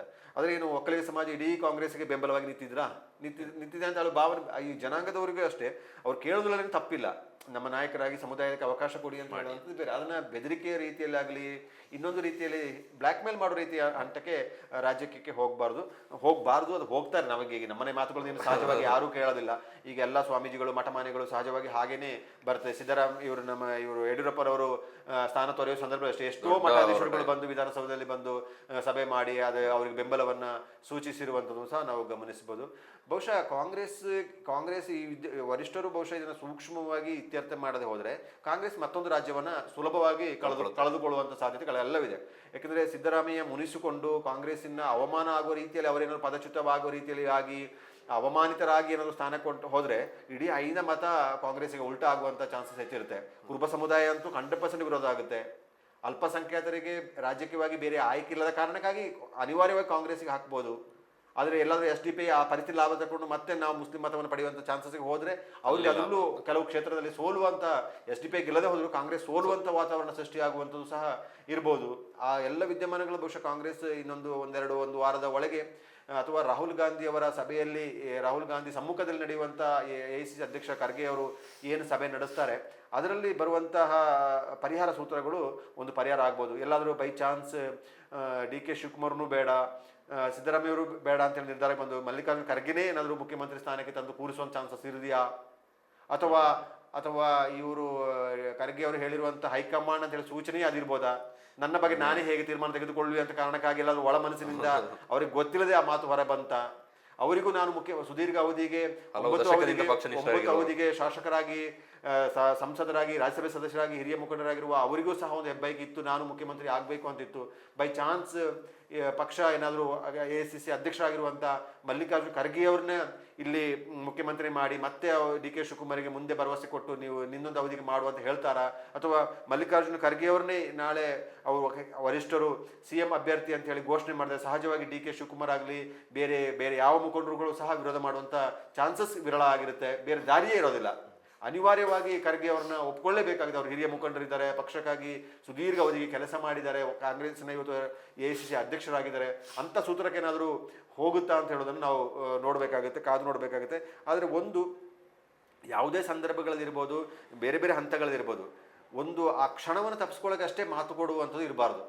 ಮಾತು ಕೊಟ್ಟನ್ನು ನಡೆಸುವಂಥ ಕೆಲಸ ಇರಬೇಕು. ಯಾರು ಮಾತುಕತೆ ಮಾಡಿ ಒಂದು ಮಾತು ಕೊಟ್ಟು ಒಂದು ತೀರ್ಮಾನಕ್ಕೆ ಬರುತ್ತೆ, ಯಾವುದೇ ಸಂಘ ಸಂಸ್ಥೆಗಳಿರಲಿ, ಗ್ರಾಮ ಪಂಚಾಯತಿ ಇರಲಿ, ಜಿಲ್ಲಾ ಪಂಚಾಯತಿ, ತಾಲೂಕ್ ಪಂಚಾಯತಿ, ಶಾಸನ ಯಾವುದೇ ರೀತಿಯ ವ್ಯವಸ್ಥೆಗಳಲ್ಲಿ ಆ ಕ್ಷಣದ ಸ್ಪರ್ಧೆಗಳು ಬಂದಾಗ ತಪ್ಸಕ್ಕಾಗಿ ಏನೋ ಒಂದು ಮಾತು ಕೊಡುವಂಥದ್ದು, ಕಳೆದ ನಂತರ ಆ ಮಾತು ತಪ್ಪು ಅಂತಿರೋದಿಲ್ಲ, ಅದು ವಿಶ್ವಾಸ ದ್ರೋಹ ಆಗುತ್ತೆ. ಅದು ಒಂದು ದೊಡ್ಡ ಮಟ್ಟದ ಹೊಡೆತಗಳ ನಂಬಿಕೆಗೆ ಅರ್ಹ ಆಗೋದಿಲ್ಲ, ವ್ಯಕ್ತಿಗಳೇ ನಂಬಿಕೆ ಅರ್ಹ ಆಗೋಲ್ಲ. ಈಗ ಇವರಿಬ್ಬರಿಗೆ ಅಧಿಕಾರ ಇರ್ಬೋದು, ಆದರೆ ಸಿದ್ದರಾಮಯ್ಯ ಮತ್ತು DK ಶಿವಕುಮಾರ್ ನಡುವೆ ಮುಖ್ಯಮಂತ್ರಿ ಸ್ಥಾನದ ವಿಚಾರ ಇರ್ಬೋದು. ಆ ಸಂದರ್ಭದಲ್ಲಿ ಕೂತು ಮಾತಾಡಿದವರು, ಭರವಸೆ ಕೊಟ್ಟವರಿಗೆ ನೈತಿಕವಾಗಿ ಇವ್ರ ನಡುವೆ ಮಾತಾಡಲ್ಲ, ಬೇರೆ ಯಾರಾದ್ರೂ ಮುಂದೆ ಹೋಗಿ ಮಾತಾಡೋಕೆ ಧೈರ್ಯ ಬರಲ್ಲ. ನೆಕ್ಸ್ಟ್ ಯಾವ್ದಾರು ಇದ್ರೂ ಕೂಡ ಯಾವ ರೀತಿ ನಂಬೋದು ಅವ್ರ ಮನಸ್ಸಿಗೆ ಆತ್ಮಸಾಕ್ಷಿಗೆ ವಿರುದ್ಧವಾಗಿದ್ದಾಗ ಅವರಿಗೆ ಅದನ್ನ ಹೇಳಕ್ಕಾಗಲ್ಲ. ಅಂತ ನೀವು ನಿಮಗೆ ಇದು ಮಾಡ್ತೀನಿ, ನಾನು ಅದು ಮಾಡ್ತೀನಿ, ನೀನು ಕಾಯಿ ಮಾಡಿ ಅಂತ ಹೇಳೋ ಮಾತೇ ಅವ್ರು ಬರಲ್ಲ. ಅವರೇ ದ್ರೋಹ ಮಾಡ್ಕೊಂಡ ಪರಿಸ್ಥಿತಿ ಬರುತ್ತೆ. ಪ್ರಬಲವಾಗಿ ಯಾವುದೇ ವಿಚಾರ ಒಂದು ಮಾತುಕತೆ ಮಾಡುವ ಸಂದರ್ಭದಲ್ಲಿ ಏನು ತೀರ್ಮಾನ ಅದಕ್ಕೆ ಜಾರಿ ಆಗಬೇಕು. ಸಾಕಷ್ಟು ಚುನಾಯಿತ ಆಡಳಿತ ವ್ಯವಸ್ಥೆ ನಾವು ನಡೆಸಿ ಬಹುತೇಕರು ಅಧಿಕಾರ ಬಿಡಲ್ಲ. ಫಸ್ಟ್ ಅಧಿಕಾರಕ್ಕೆ ಬರ್ತಾರೆ, ಮತ್ತೆ ಅದಕ್ಕೆ ವಿರುದ್ಧವಾಗಿ ನಡೆದುಕೊಳ್ತಾರೆ. ಅಧಿಕಾರಕ್ಕೆ ಬಂದ ನಂತರ ಆ ಸ್ಥಾನವನ್ನು ತೊರೆದು ಹೋಗುವಂಥವ್ರು ಬಹಳ ವಿರಳದಲ್ಲಿ ವಿರಳ, ತುಂಬಾ ವಿರಳ. ಬಹುತೇಕ ಜನ ಹೋಗೋದಿಲ್ಲ. ಗ್ರಾಮ ಪಂಚಾಯತಿಲಿ ಇರ್ಬೋದು, ಜಿಲ್ಲಾ ಪಂಚಾಯತಿ ಇರ್ಬೋದು, ತಾಲೂಕ್ ಪಂಚಾಯತಿ ಯಾವ ಸ್ಥಾನ ನೋಡಿ ಮಾತುಕತೆ ಆಗೋ ಒಪ್ತಾರೆ. ನನಗೆ ಗೊತ್ತೇ ಇಲ್ಲ, ನಾನು ಮಾತು ಕೊಟ್ಟಿಲ್ಲ, ನಾನೇನು ಹೇಳಿದ ಅಂತ ಹೇಳ್ತಾರೆ. ಈಗ ಮೊನ್ನೆ ಯಾವುದು ಮಾಧ್ಯಮದಲ್ಲಿ ವರದಿ ನೋಡ್ತಾ ಇದೆ, 30 ತಿಂಗಳ ನಂತರ ಅಧಿಕಾರ ಅಂತ ಹೇಳಿದಾಗ ಸಿದ್ದರಾಮಯ್ಯ 30 ತಿಂಗಳ ನಂತರ ನೋಡುವ ಅಂತ ಹೇಳಿದ್ರು ಅಂತ. ಅಧಿಕಾರ ಬಿಟ್ಕೊಡ್ತೀನಿ ಅಂತ ಹೇಳಿದ 30 ತಿಂಗಳ ನಂತರ ನೋಡುವ ಅಂತ ಹೇಳಿದ್ರು ಅಂತ. ಅಂದ್ರೆ ಆವಾಗ ಚರ್ಚೆ ಮಾಡಿ ಪರಿಸ್ಥಿತಿಯನ್ನು ನೋಡಿ ಮಾಡುವ ಅಂತ ಹೇಳುವ ರೀತಿ. ಬಹುಶಃ ಅದು ಆ ಥರ ಹೇಳುವಂಥದ್ದು ಸಹ ಅವರ ಬೆಂಬಲಿಗರ ಈ ಡಾಕ್ಟರ್ ಪರಮೇಶ್ವರ್ ಇರ್ಬೋದು, ರಾಜಣ್ಣರವರು ಇರ್ಬೋದು, ಸತೀಶ್ ಜಾರಕಿಹೊಳಿ ಇರ್ಬೋದು, ಇವರೆಲ್ಲ ಮಾತಾಡೋ ಶೈಲಿ ನೋಡಿದಾಗ ಇದರಲ್ಲಿ ಮತ್ತಷ್ಟು ಒತ್ತಡವನ್ನು ಹೇರುವಂಥದ್ದು ಇರುವಂಥ ರಾಜಕೀಯವಾಗಿ ಒತ್ತಡ ಹೇರುವ ಪ್ರಕ್ರಿಯೆ. ಸೀರಿಯಸ್ ಆಗಿ ಅವರೇನು ಮುಖ್ಯಮಂತ್ರಿ ಕ್ಯಾಂಡಿಡೇಟ್ಗಳಾಗಿ ಬಿಹೇವ್ ಇಲ್ಲ. ಈಗ ಪರಮೇಶ್ವರ್ ಮುಖ್ಯಮಂತ್ರಿ ಆಗಲಿ ಅಂತ ಇನ್ನೊಬ್ಬ ಶಾಸಕ ಹೇಳ್ತಿಲ್ಲ, ಸತೀಶ್ ಜಾರಕಿಹೊಳಿ ಮುಖ್ಯಮಂತ್ರಿ ಆಗಲಿ ಇನ್ನೊಬ್ಬ ಶಾಸಕ ಹೇಳ್ತಿಲ್ಲ. ಇವರು ಕ್ಲೈಮ್ ಮಾಡ್ತಿರೋ ಮೂಲಕ ಇನ್ನೊಂದು ದೂರದೃಷ್ಟಿಯಲ್ಲಿ ಇನ್ನೊಂದು 2028 ಅಥವಾ ಈ ಮುಂದೆ ಇನ್ನೊಬ್ಬ ಮುಖ್ಯಮಂತ್ರಿ ಬಂದಾಗ ನಮ್ಮ ಸ್ಥಾನ ಸಚಿವ ಸ್ಥಾನನೋ ಅಥವಾ ಉಪಮುಖ್ಯಮಂತ್ರಿ ಇಷ್ಟಕ್ಕೆ ಯೋಚನೆ ಮಾಡ್ತಾರೆ. ನಾವು ಸ್ಪಷ್ಟವಾಗಿ ನೋಡ್ಬೋದು. ಅವ್ರು ಮುಖ್ಯಮಂತ್ರಿ ಆಗ್ಬೇಕು ಅಂತ ಅವರು ಸಹ ಒಂದು 10-20 ಶಾಸಕರನ್ನ ಡೆಲ್ಲಿಗೆ ಕಳಿಸೋರು, ವರಿಷ್ಠರನ್ನ ಭೇಟಿ ಮಾಡೋರು, ಅದು ಯಾವುದು ನಡೀತಿಲ್ಲ. ಆವಾಗ ಅವರ ಮಾತುಗಳಿಗೆ ಸಹ ಗಂಭೀರವಾಗಿ ತೆಗೆದುಕೊಳ್ಳುವ ಅವಶ್ಯಕತೆ ಇಲ್ಲ. ಅವರೆಲ್ಲ ಹಿರಿಯ ನಾಯಕರುಗಳು, ಯೋಚನೆ ಮಾಡಬೇಕು. ಸುಮ್ಮನೆ ಹೇಳಿಕೆಗಾಗಿ ಹೇಳಿಕೆ ಕೊಟ್ಟಾಗ ಇವಾಗ ಸೋಷಿಯಲ್ ಮೀಡಿಯಾ ಜಮಾನ, ಎಲ್ಲರಿಗೂ ಎಲ್ಲವೂ ಗೊತ್ತಾಗ್ತದೆ. ಒಂದು ಮಾತು ಒಂದು ಸೀರಿಯಸ್ ಆಗಿರ್ಬೇಕು. ಅಂಥ ದೊಡ್ಡ ಮಟ್ಟ ಸಣ್ಣ ಪುಟ್ಟ ಜನಗಳು ಹೇಳೋದು ಬೇರೆ, ದೊಡ್ಡ ಮಟ್ಟದಲ್ಲಿರುವವರು ಅದನ್ನು ತುಂಬ ಗಂಭೀರವಾಗಿ ಹೇಳುವಂತೂ ಇರಬೇಕು. ಅವರೆಲ್ಲ KPCC ಅಧ್ಯಕ್ಷರಾಗಿ ಕೆಲಸ ಮಾಡಿರುವಂಥ ಹಿರಿಯ ಮುಖ್ಯಮಂತ್ರಿ ಆಗುವಂಥ ಅವಕಾಶಗಳು ಮುಂದೆಯೂ ಇರುವಂಥವ್ರು ಅಥವಾ ಆಗುವಂಥ ಅರ್ಹತೆಯನ್ನು ಹೊಂದಿರುವಂಥವ್ರು, ಜನನಾಯಕರಾಗಿರುವಂಥವ್ರು. ಆವಾಗ ಈ ಸಮಸ್ಯೆಯನ್ನು ಇತ್ಯರ್ಥಪಡಿಸೋಕೆ ನಾವೇನು ಮಾಡಬೇಕು ಅಂತ ಹೇಳೋದನ್ನು ಅವರೆಲ್ಲ ಯೋಚನೆ ಮಾಡಬೇಕಾಗುತ್ತೆ. ರಾಜಣ್ಣನವರಂತೂ ಬಾಯಿಗೆ ಬಂದಾಗೆ ಮಾತಾಡಿ ಸಚಿವ ಸ್ಥಾನವನ್ನು ಕಳೆದುಕೊಂಡ್ರು. ಮತ ಕಳ್ಳತನದ ಬಗ್ಗೆ ರಾಹುಲ್ ಗಾಂಧಿಯೇ ಒಂದು ಇದು ಮಾಡಿದಾಗ ಅವರೇ ಅದಕ್ಕೆ ವಿರುದ್ಧವಾಗಿ ಹೇಳಿಕೆ ಕೊಟ್ಟರು. ಅನಿವಾರ್ಯವಾಗಿ ಅವ್ರ ಮಾತಿಂದನೇ ಅವರು ಸಚಿವ ಸ್ಥಾನವನ್ನು ಕಳೆದುಕೊಂಡ್ರು.